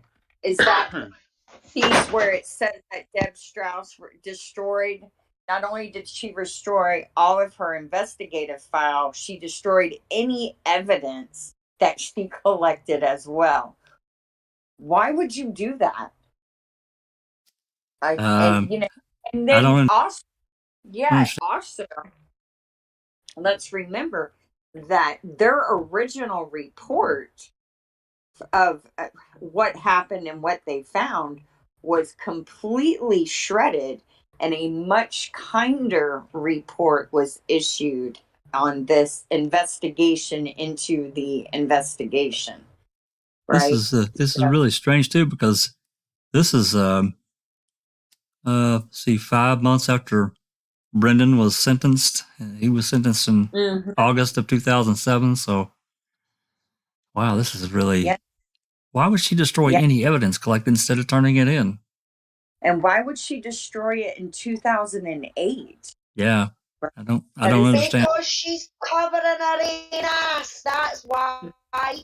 She's the one that volunteered to do stuff and everything like that. So she's just covering her own ass because none of them thought any of this would come back and bite them in the ass. What's interesting about this is this report, it was given to us with the 85. This is the last page in the DOJ investigation into the 85 case. So shouldn't have anything to do with Teresa Halbach, but yet the timing of the destruction. Yeah, but it does. Clearly. Yes, it does, doesn't it? So it does. Wow. Mm-hmm. Yeah. Embedded confessions. They're telling on themselves. I'm curious. I wonder what evidence was destroyed. We'll never know. She'll never tell us. Guaranteed. No. All right. Any more questions, comments before we? Oh yeah. Good question. That one word, one punctuation mark can change the whole context of the context, what they were talking about. You know what I mean? It could totally take it in a different direction. So they're very clever, whoever came up with this policy, if it's such, and thank you to Mr. Kelly that he brought it up. So now we know that that's what's being done. But to me, it's just a sign that basically becomes like a protocol for the whitewashing of the cases, of any allegations that they're like, this is how you do it, and then you destroy the evidence. Well, whoever invented that rule to destroy the evidence, I don't know. It's clearly working for the state, in my opinion. We have one more comment for Doc. I know you've got a comment before we get started back, but I did notice. I did notice that Mr. Dennis Vogel called Mr. Tinker. Oh yeah, correct. I was going to say the comment I was going to say. I know this is an aside, but it really reflects how a trivial change can totally change the meaning of a report. When I was doing the JFK assassination, there were people that actually subpoenaed the original Warren report, the drafts of the Warren report. And the drafts of the Warren report were not destroyed. They contain handwritten notes, right? So people had access. People had access to the final report, as well as the drafts, and it was pretty obvious that General Gerald Ford, who was a president of the United States, he actually changed a key document. He actually changed the wording of the position of the bullet hole in the back of President Kennedy's back. What? He shifted it from lower back to neck, right? Wow. And so the final, and you can see it. I've got pictures of it. So he got caught out, and he changed a couple of words, which totally moved the location of the back wound from where it was to the neck, in order to support the single bullet theory. I'm telling you right now, that's exactly what they would have done in the Stephen Avery case. They would have modified one or two words, I don't recall, etc., etc. They would have manipulated certain documents, and then in the end, they throw away all their notes. So what happens is, normally, if you've ever written an essay, right, your initial, the way you initially start your essay to your final version, it probably goes through about 20 or 30 different iterations, right? We've all written essays, we've all written reports. Hence, there's always eyes watching and reading the report. And because you've got attorneys, and remember, you've got people like Fallon, who's a legal guru. He's going to ensure that there's nothing in the report that can go back and bite the state on the arse, because they already knew they were going to get hit with a huge fine, huge civil suit, maybe even jail time. They wanted to minimize that damage. So therefore, what you need to do is to shine up that turd and make it look good. That's exactly, I'm telling you now, had we got access to the original notes, we would have been shocked. Absolutely shocked. Yeah, well, on that point exactly, Doc, Paul in chat says, it sounds like Fallon had joint final say in what went in the report. No conflict then. Well, And go ahead. I don't recall. Oh, I went past it. No, it's up a bit. Give me a wee sec. I don't recall says, reminds me of Paul Metz. The lemon computer. An investigator wrote that he smelled a foul smell in 2005, which made his cows run away. Matt said in 2017, so 12 years later, that's not what I said. I said I smelled an electrical fire. Well, there's a little difference there, right? Yeah. But 12 years later. Yeah, thanks, Neverly. You're welcome, sweetie. And hello, hello, Cherie. Go ahead. Hey, Cherie. I was just going to say that Metz also lived quite a distance from the Avery property. He did. And officers wanted him to say that it came from the Averys. It came from the Averys. And he just refused. He knew it was impossible, if the smell was relevant, that it came from the Avery property. It was several miles away, wasn't it? I think I'm two or three, or 4 miles. Yeah, I guess that's what it was. Yeah, no way. Any more comments before we get rolling? My final comment, guys, is just that it's really all about an impression. These guys are in the legal profession.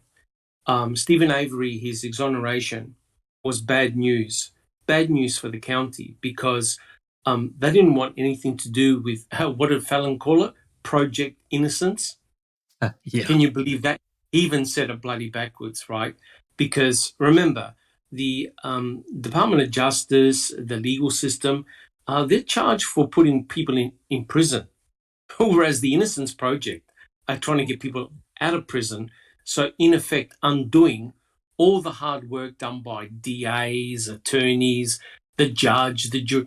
It's a mess. It is a mess. So you can see what they're doing here. They're giving a strong, unified response, and they laid the blame to no one except Penny Bernstein for pointing out the victim. How about pointing out her suspect, her attacker? How low and disgusting can you get? Yep. That's right. You can get as low and disgusting as you need to make Shaking sure you my win. head. Yeah. Yep. Christina, did you have a final comment before we start? Just wanted to say the way Fallon even says it, he is dripping with sarcasm, and he's in the middle of a deposition about what was done to a clearly innocent man. He calls it the project innocence, right? Project. Like, it's an act when the only one acting is him. Yeah, he's pretty damn arrogant, I have to say. I agree. Okay, we're starting with Mr. Kelly. That'd be you, Susan, on line 12. Mr. Tinker, I'm going to show you a box and some materials. And we are up to Exhibit 9. So I'm going to take a moment here and I'm going to put a sticker on this first box. All right? We're going to make this Exhibit 10. And then I would ask you, is this box denominated as the DCI file? Yes, it is. All right. Then I'm going to take the materials out of it. I'm going to put a sticker on these materials, which would be Exhibit number 11. I'm going to give this to you and ask you to tell us what that is. It's basically a pile of paper and then folders containing documents. The top part of the loose files that says Volume 1 on a blue piece of paper is a copy of DCI's file that was given to me at my request.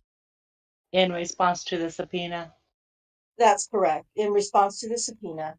So these are the records that DCI copied and provided me. All right.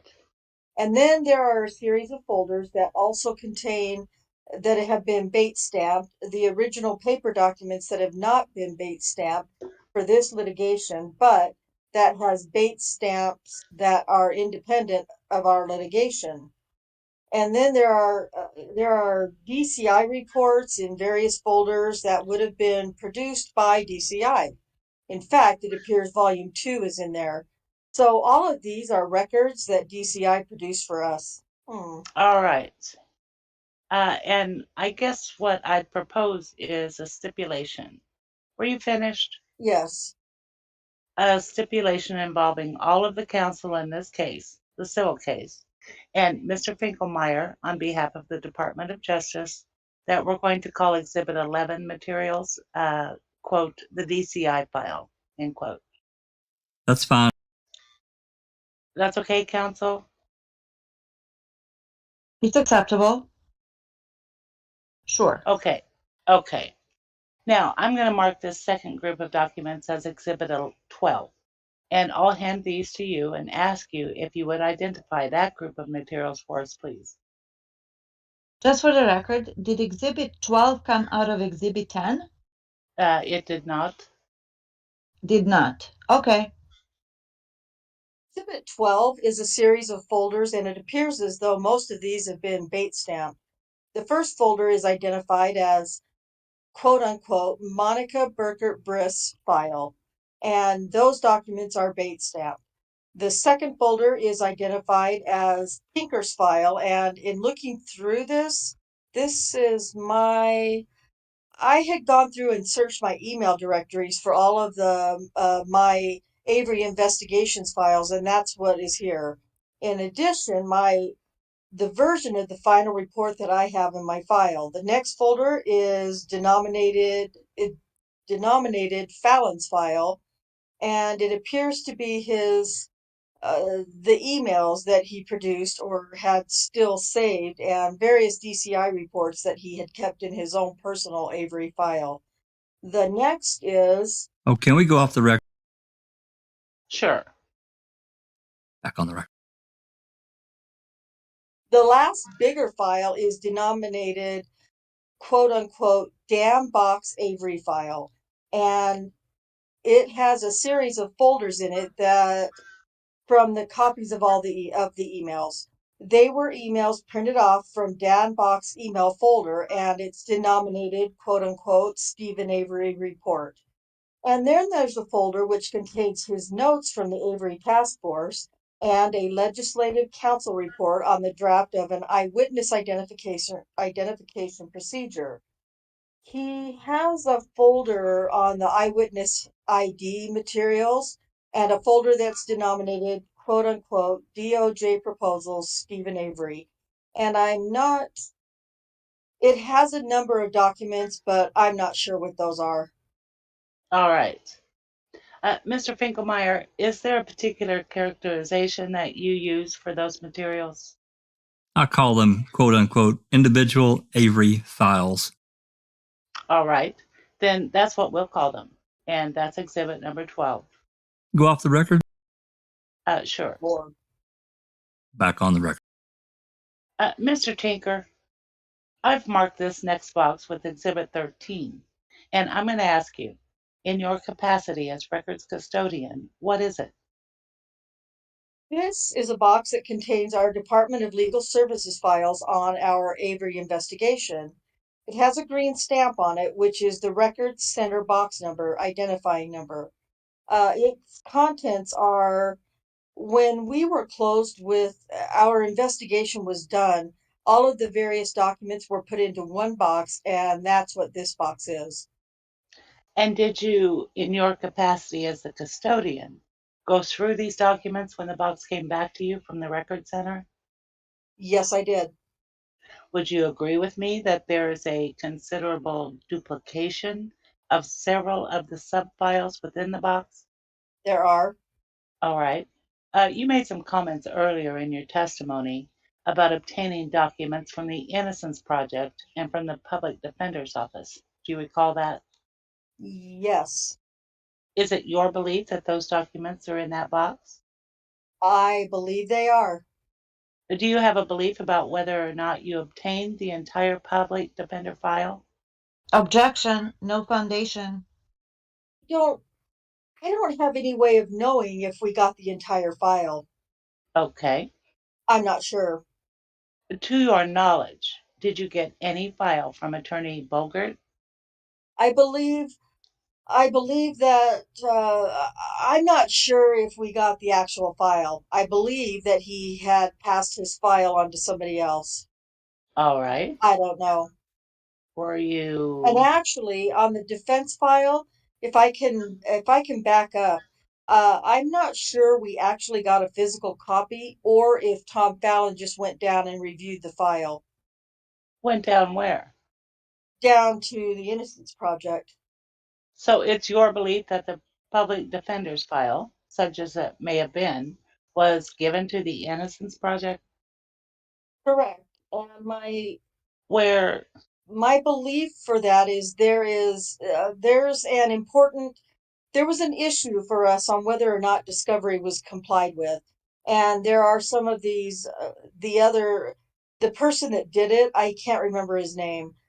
There's a report involving him that is stamped as having been received by the public defender. So Tom Fallon came across that report somewhere. Okay. Pause just for 1 second. As we later learned, Fallon did go to the Innocence Project and did review those files. I just wanted to throw that in there because we've already done his deposition. Go ahead. Right. Okay. To your knowledge, did anybody from the Public Defender's Office tell you that they were withholding any documents from you? Holdings. Did you speak? Say that again. Say that again, Rhonda. Line 5. I'm not aware of any withholding. To your knowledge, did anybody from the Innocence Project tell you that they were withholding any documents from you? I'm going to object. There's no foundation. I'm just asking him what he knows. Well, but there's no foundation that he ever spoke to anybody there for them to tell him these things. And I object to the form of the question. Okay. I never had those conversations with anyone. All right. I believe you told us earlier that you had a conversation with Judge Volkert at the time that the investigators were going to be talking with him. Correct. Did you have any conversation with Judge Bogert about whether he had any file that he had maintained from the case? Vague recollection that we discussed that he was going to be contacted by DCI and that they would want to get a copier, get a, and that, and, bleh, and that they would want to get a copier, get his file. And I have a vague recollection that he thought I think he told me he had passed his file on. To whom? Well, to next counsel, whoever it was involved in the post convictions. Which would be the state public defender's office, as far as you know. Correct. Did Judge Bogert say anything to you about being unwilling to produce any aspect of the file for you? No, that wasn't raised. We didn't discuss that. Did you yourself have any conversation with Risa Evans about her file in the case? No, Did you yourself have any conversation with any members of the Avery family about any file they might have in the case? no, I didn't. Would it be fair to say that anything that the Department of Justice received and maintained from any person or organization that represented Stephen Avery would be in Exhibit 13? Yes, You are aware that earlier this week, on Monday, Mr. Glenn and I examined all the materials produced by the Department of Justice in response to the subpoena, correct? received an email to that effect. Yeah, All right. And you know that materials were Bates stamped and provided to us following that inspection. yes. Now, after we inspected the materials, to your knowledge, did anybody else involved in this litigation inspect the materials? I got emails saying someone had, but I don't remember who it was. Okay. Do you know whether or not any copies were made from the materials for whoever else inspected them? I don't know. Okay, that's it. Thank you. I have a question. Mr. Cabell? Exhibit 13, you indicated contains, to the best of your knowledge, all documents physically received by your agency, correct? Yes, with the qualification that being that we had received the DA's file, the DA requested that file back. So we made a copy of the DA's file and then returned, I'll call it his original. We returned the original DA file back to him, but maintained a copy of what he had given us. Just so I'm clear, my understanding of your testimony, though, is that the defense file materials may have been reviewed but were never physically provided and therefore not part of Exhibit 13. Is that true? I'm not sure what parts of the defense files were copied. Okay, If they were, Tom Fallon knows that. all right. But if I understood, Tom Fallon may have, you don't know, you don't have personal knowledge, Right. but may have seen files from the public defender's office that were never physically copied and therefore are not part of Exhibit 13. That could be true. I guess I'll save the rest of my questions for you tomorrow.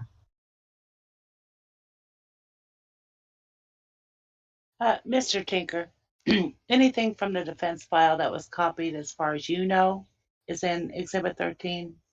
Yes. That's all I have. Okay, there being nothing further.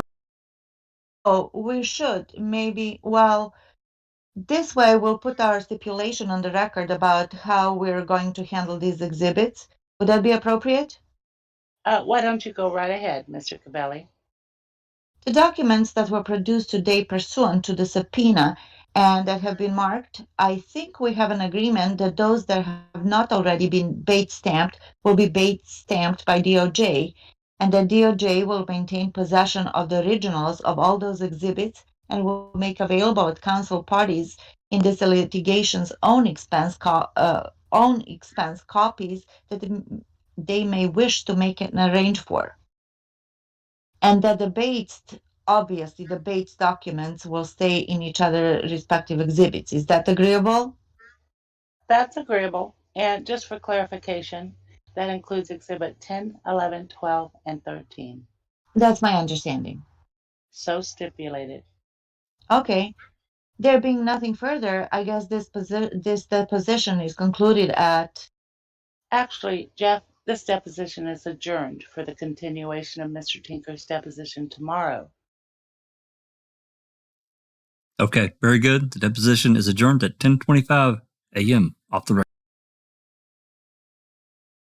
So that's the end of Mr. Tinker's testimony during the civil proceeding here. And I mean, I can't say there's any bombs in his the testimony that he gave, but and there, you know, Kelly didn't really dig too much about what they knew about Greg Allen, but I do think a lot of things were revealed. You know how things worked, the process worked. I think we got a good glimpse of that, and the number of people that were involved. There were a lot of people involved in this. Oh my God! I mean, you almost don't. Go ahead, Doc. I was going to say, yes, the actual mechanism and the chain of command and all the departments involved and the respective people and all the side people as well. Yeah, it in that regard, it was really good. You understood the mechanics of what was going on. It's pretty complex. Yeah, it is. And I thought about, I think I may have gotten a little over ambitious. I knew there would be a lot of conversation because of the different parties involved. Because, you know, if you look here at the next one, Monica Burkhart-Brisk, her deposition is, it's probably going to be somewhere around 33 pages, but that would add another, at least an hour. I'm going to suggest that we table this one for, you know, maybe we can do a midweek podcast and get you guys together. Maybe Beverly, if you can, and Doc, if you can, to read this one through, so we can get I it. think that's a great idea, Jack. Yeah, That sounds good. Beverly, are you okay with that? Yes, sounds good. Okay. Well, we'll try to get something scheduled on a evening where it's doesn't interfere with, you know, the other various podcasts going on in the community, and you know, it's a good day for you guys. Because I know it's a little bit later for you, Neverly. You know, I'm sure, you know, getting off work and all that kind of thing. Sure, we can work something out. Yeah. So, any questions, comments, concerns before we jet off here? We've been going a little over 2 hours. It was very interesting, I'll say. We're all good in chat. Good. Yeah, I think it's interesting because, you know, again, this is one of he wasn't the first one. Deb Strauss and Amy Lehman testified I think the prior 2 days, because they both were up twice, a part one and a part two. And I you know, I can't say for what reason exactly that Glenn and Kelly decided to call them first, other than the fact that they were the DCA agents on the ground, and to get that, you know, kind of out there first. So, but there are a lot of interesting things that happened with these reports. We've talked about these before, and how they got manipulated, and they were manipulated. There's no doubt that Fallon was right in the middle of that manipulation. We've actually talked about that at pretty great length. I don't know that everybody that's in chat realizes that. I'm sure everyone here realizes it. So there are other things that come out as well. So anyway. Don't recall wants to know if there's a part two of Tinker. There is not. No. Not that It did say he was coming back right there at the end. Yeah, I don't think. Let me look here and see. Teresa Halbach disappeared. Let's see here. What day was this deposition? It was in May, I think. Wasn't it? Yeah. May 20th. Okay. Yeah, I'm looking right now. I don't want to tell anybody wrong. I was thinking there was only one. Okay. May 12th was Amy, Deb Strauss, Monica Burkhart-Brisk. Is he on the beginning of Monica's by any chance? Well, he Who must knows? have been. I Oh do. no, he was at the end. He had to be at the end. Oh, wait a minute. Just kidding. No, the next day. The next day. I didn't see that when I was going through it, Hey, but that that doesn't is mean actually, yeah, sorry, Rhonda. That is Please. actually an interesting question. Are we missing a deposition? No, Yeah, that's no. interesting. I don't think so. That's not as far as I know. They I may have will. just decided not to bring him back.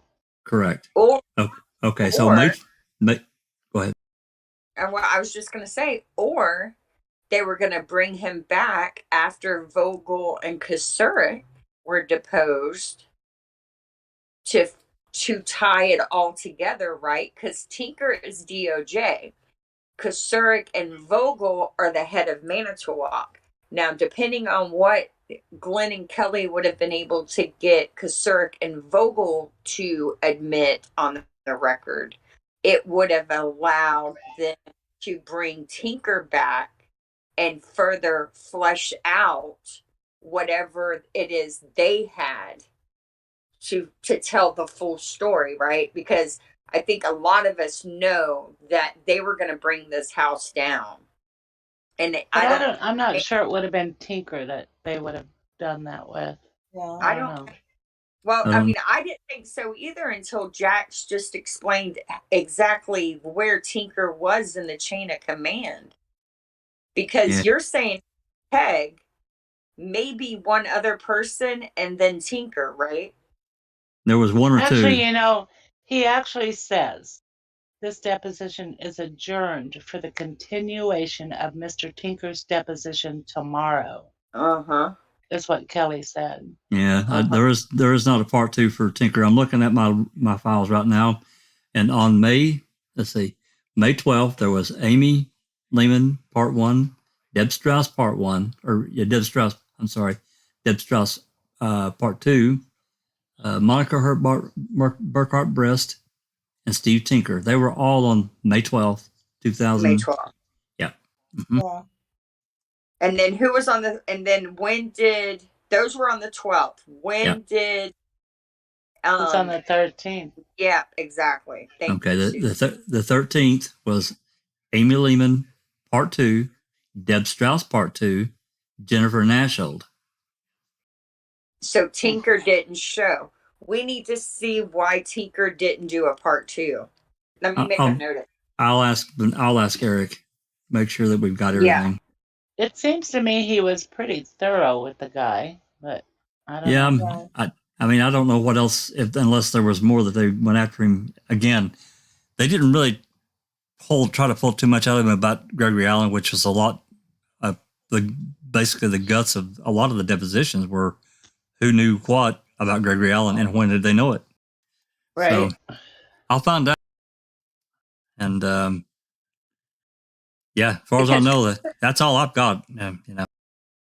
While they're doing this, now remember the investigation into the Gregory Allen Hopkins case was undergoing, right? Because they started it in January of 2005. So in the background, you have Dodge County communicating with DOJ and also Hopkins. Not that we have proof of it, but let's be real here. Well, that's what I'm saying. They kept their arms tight around this shit. Uh-huh. Yeah. I mean, you see that nobody does anything without approval from 14 others if they're low down on the totem pole. Dodge County was not going to go to the prison and get Gregory Allen's DNA without the DOJ knowing about it. Oh, absolutely not. They took his DNA on the 3rd, 9 days before Tinker set for that deposition. That's right. Now, I wonder if Glenn and Kelly knew about that, because see, that's I don't think they did. I remembered. I think they did, because somebody is giving them these emails. I think that if they, I think they would have known, they would have blown the top off of that. I think they were in the process of it. I think they had a strategy of how. I don't understand civil litigation enough to speak on it for sure, but this is how I think it works. I think to get the maximum benefit, you have to establish that A knew about it, A being Manitowoc, right? Manitowoc knew this part, but then you also have to establish that it goes further up to the state level and the DOJ knew about it as well. So Well, yeah, you got to lay the foundation them, before. Yeah, you have to lay the foundation. That's correct. right. They're giving them every opportunity to come clean. Yeah. And these guys are not giving it up. I just think if Glenn and Kelly, just knowing how they operate, I just think if they would have had that information, they would have had the DOJ and the state by the neck. But see, now remember, they don't get the DNA match confirmation that it is definitely Gregory Allen. That doesn't get confirmed until when? September 22nd. Yeah. Okay. And then the only depositions that take place after September 22nd are Couchet.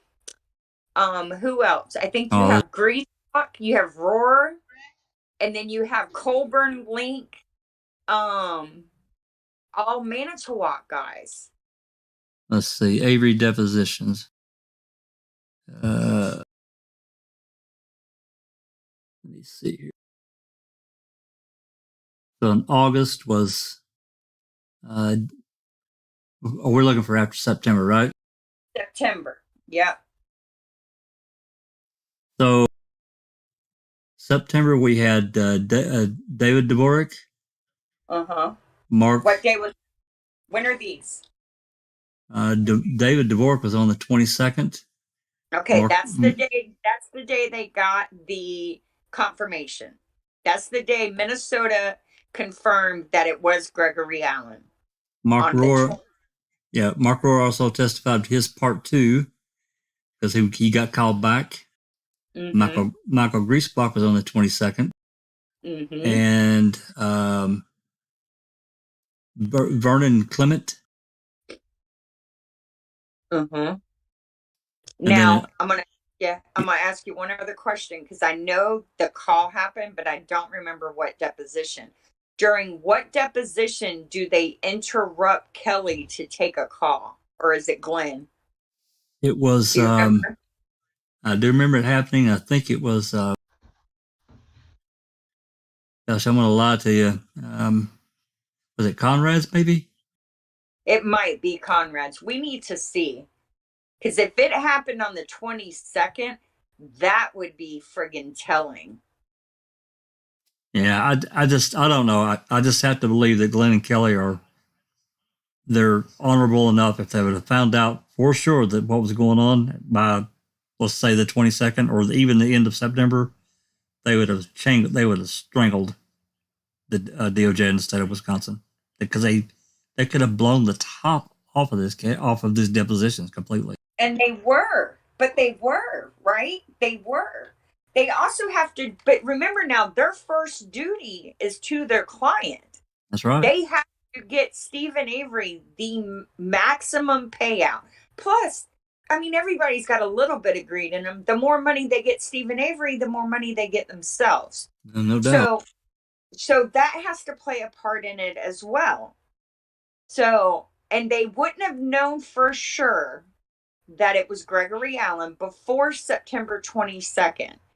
So was there an opportunity to expose it in the DOJ between September 22nd and when Teresa went missing on Halloween? The last deposition was Couchet on the 27th, I think, or 26th. 26th. Yeah, and that's the same day. I don't know the relevancy. That's the same day that Willis signed the order making it where Stachowski didn't qualify for Huber anymore. Stephen Avery could no longer come and take her out of jail to go to the AA meetings. That warrant was signed the same day Couchet testified. Interesting.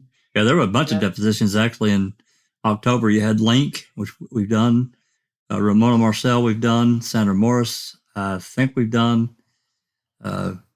Colby, we've done. Fred Nicholson, Dvorak, Peterson, Conrad, and Cachet. There was a bunch in October. Yeah. And see, and Marcel and Dvorak shredded. Those two depositions were key in establishing the 85 case was a frame up, right? Because they established that they falsified police reports. And then you have Couchet, and he kind of touched on it, and I think he was going to finish up with another one in 96 when they were doing all those random interviews of police officers. That's when the call, that was to cover up for that call that Colburn took. Well, they say Colburn took about the wrong guy being in prison. They wanted to make it look like they had actually went out to reinvestigate to make sure that another suspect wasn't possible. But Yeah. they never mentioned Gregory Allen, the only logical suspect for the case. Yeah. They're talking about some kid in Sheboygan. Yep. Hey, Jack. Yep. Jack? Yep. Actually, we are missing the second day of Tinker for sure, because at the bottom page, we just read it. Mr. Kelly says, actually, Jeff, this position is adjourned for the continuation of Mr. Tinker's deposition tomorrow. So there is a second part. We got to get that. Well, if he actually came back, that's the key. That's the thing. Did they actually call him back, or did they come and then say, "Oh, well, we're not gonna use you for part 2 or get any more from you"? We need to go on Pacer. I'm sorry, Alice. Go ahead.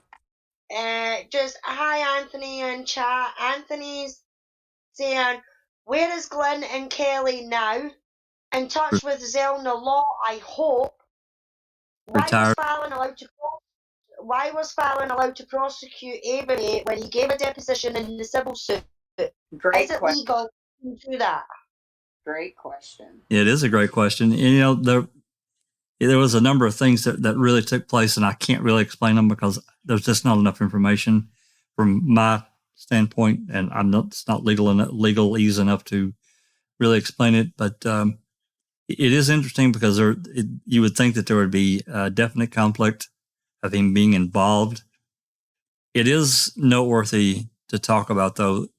Fallon's not really too much involved in the Avery Halbach thing until after the lawsuit is settled in mid-February 2006. He's not really that involved. It was mainly Kratz. I think Gahn had been brought on. I'm not saying Fallon wasn't around, but you just didn't see much of him, really. I can't really answer the question. Go ahead. I'm guessing that, the civil suit had been settled by the time of Steve's trial. Oh, yeah. So, maybe that's why. Not that it's right, but legally speaking, that's my guess. Over with. Right. Yeah. It had been settled, so they said, well, there's no conflict because he got paid off. Did he come to the crime scene? Did Fallon come to the crime scene? Isn't he on the sign-in log? I don't think so. He's not? Okay.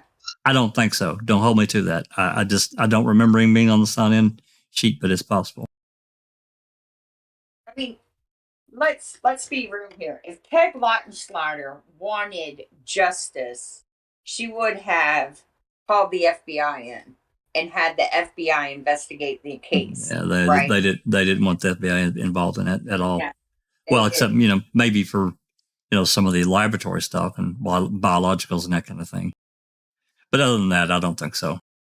And that's still, I think, that was specific people who probably, if we took the time to look, would have ties to them, in my opinion.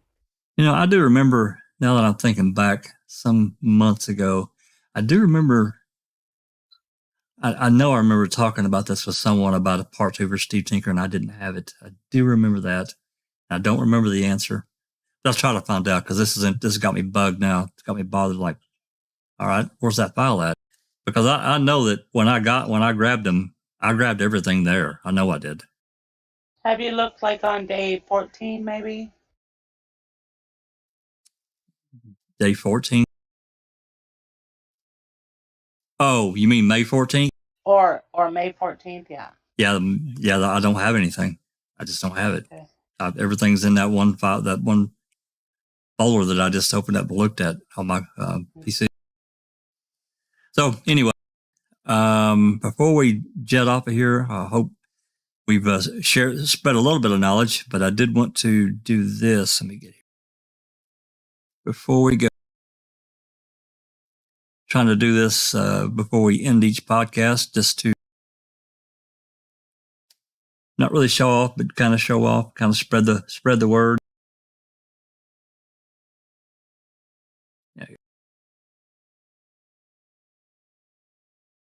The Foul Play website. A lot of work went into that by many people. It's not just us. It's the community. We get sent things. We offer to host different case files and that kind of thing. We've actually got a number of other cases that are, we've hosted, and some that we're going to host. The Nicole Bacchus case files are going to be coming our way. There's just so much there. I talked to Ripper. I told him that, if there's anything from the community college case that he wants us to host, we'll be glad to do it. So anyway, just want to thank everyone for their hard work, Zoe and Spooky and everyone that helps us contribute. Can I say one thing, Jack? Please. I think maybe Christina should share the name of Melissa, who is set to be executed in April on death row in Texas, and she is innocent. So just to make people aware, maybe they'd like to look at her case. Yeah, I mean, I'm all for it.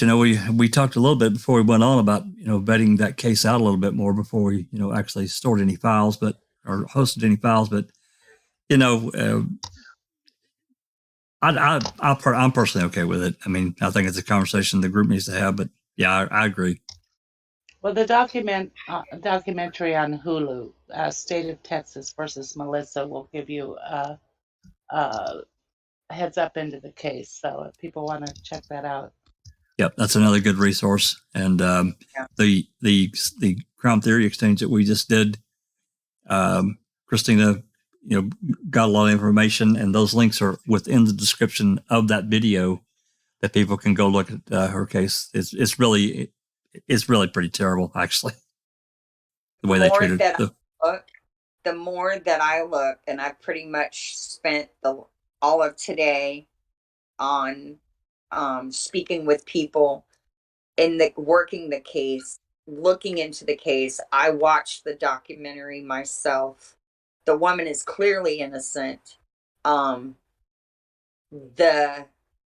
one stat sticks with me. One of her current attorneys said that a judge and a DA and an attorney all in prison, who were all in that system while Melissa was being prosecuted. Wow. Another attorney has committed suicide, and 3 other ones have done something. I think they've been disbarred.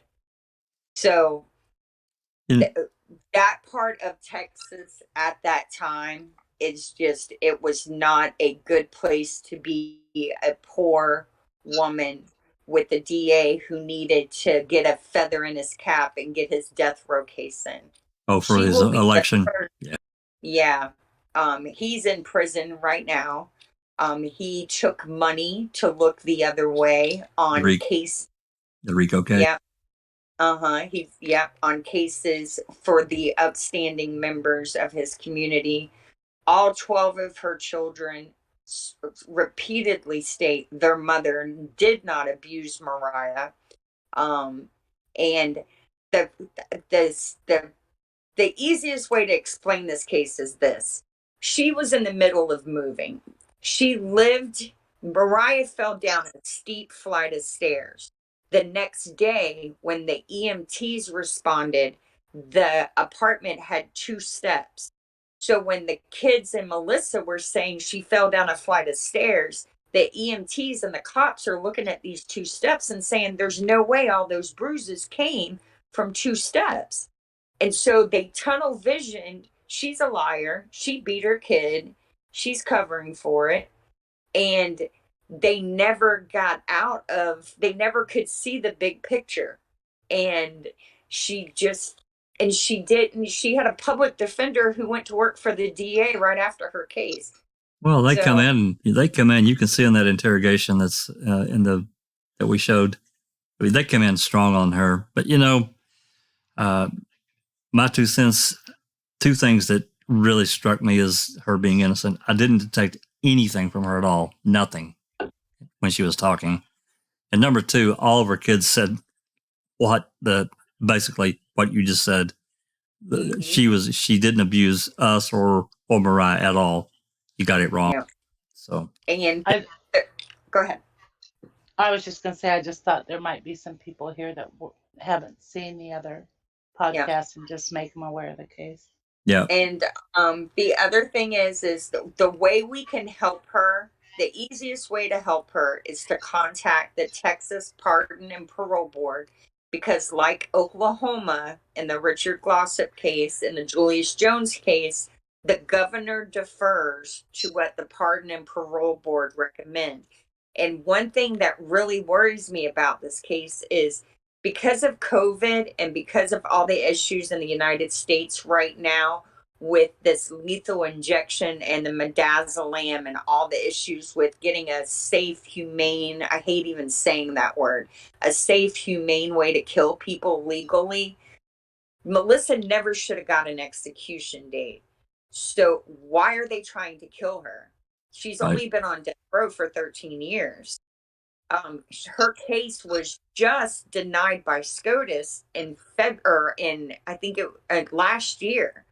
So it's just, there's plenty, and I hate even saying that, there's plenty of other people in a better position for them to give a death date to. So why are they trying to kill a woman whose case is full of controversy? Yeah, maybe Zoe can get something up on the website tomorrow or Sunday. We'll talk to her about it tomorrow and get a little bit more out there, so people that are interested can take a look at the case. Yeah, at least that's just it, Christina. It's them trying to cover their asses again, and it's in my opinion, it's a case of we'll deal with the consequences afterwards, even if she is innocent. Just with everything that I've seen with the death penalty and everything like that, and it baffles me that the average Joe goes out and kills somebody and they get a life sentence, but states in America think they're God and judge and executioner and decide to murder people, because that's what it is. It's murder. No matter how you look at it, it's no humane, it's no thing. Keep them in jail for life, you know what I mean? Don't let them out. They're never going to walk on grass again. They're never going to go to the beach again. They're never going to date anything again. Why do they have to murder them? Because that's all it is. That's all I see it as, is it's them committing murder. And the amount of times that they've got it wrong, you would think the people of America would be in an uproar about it. And it surprises me and baffles me that they're not. Well, I mean, a lot of people are against the death penalty, and it's been many states don't have it. Now, of course, if it's a federal crime, then the federal government does. But many states do not have the death penalty. Of course, some still do, and So, anyone else got anything before we get out of here? Neverly, Doc? Yep. I'm good. Sorry, Neverly. Don't forget Reading with Uncle Ken. We continue the saga tomorrow.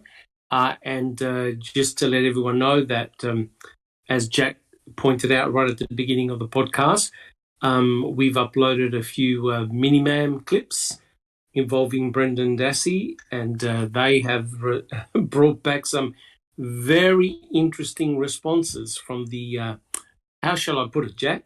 The general community. That's a nice way to put it. Awesome. Yeah, thanks, Doc. Yeah, definitely reading with Uncle Ken. That's at 3 Central tomorrow, and then open mic on Sunday. We're gonna be helping Ripper. We're gonna be helping Ripper push out more information about this community college and this blatantly racist case. It is so awful. It is terrible, and it really hits. It really hits close to home for Ripper because his brother is one of the ones that is really at the center of this thing, and so it's really bad for him. Christina? I just wanted to say we should have more documents in the Nicole Bacchus file also uploaded this weekend. Yeah. So that I just got confirmation on that. And the Highland Community College thing for me, it's a systemic problem, right? It's the 4 people that are consistently ignored and stepped on and exploited by those who have power and are corrupt. People of color, poor people, like Stephen Avery says, people with disabilities, and it's just we have to make them stop using those who are disadvantaged to make a dollar, because it's disgusting. It's disgusting. I mean, to me, this. I'll just talk just briefly about it, and actually, I think we may even have a clip, or there's a clip on. It's definitely on Ripper's channel. This clip that he played this afternoon of this Deborah Fox. She's the president of this Highland Community College. And she's talking with a student, and she makes a statement that Hitler was a great leader. What? In what capacity was he? If you're a racist asshole, I guess, yeah, he was fantastic. But when you get down to the nitty gritty, it's how one classification of human views another classification. And if you think your class is better than that class, you're a racist. And that's a hard pill to swallow. That's the truth. And the way that she talked to the student, and then she immediately knew that she done fucked up, and she tried to backpedal. It's too late. It came out of her mouth. She said it. It's terrible. So you got these kind of people, these racist kind of things, and all the things that not only her, but there are others involved in that administration at the college, along with the campus security / police department. Because anyway, I'm not going to get all into that. We're going to play a recording on Sunday. It's approximately an hour long. We played some of it yesterday on the Crown Theory Exchange. We're going to play all of it Sunday, and maybe have it. I'm going to talk to Ripper and see if there's anything else he wants us to get out there. But that's what's coming. So hope everyone can join us. I'd like to thank everybody that came today on Discord. Everybody, obviously, in the live chat for sitting and listening and going through these depositions. I think they're really important. If you want to deep dive into the case, it's not for everybody. I get that, but for me, we have to include it. We cannot exclude this just because it's not part of necessarily the trial or the investigation, because this was a run up to it. Any which way, and there's a lot more. There's a lot more coming. So with that said, thanks again, everybody. This has been a Foul Play production.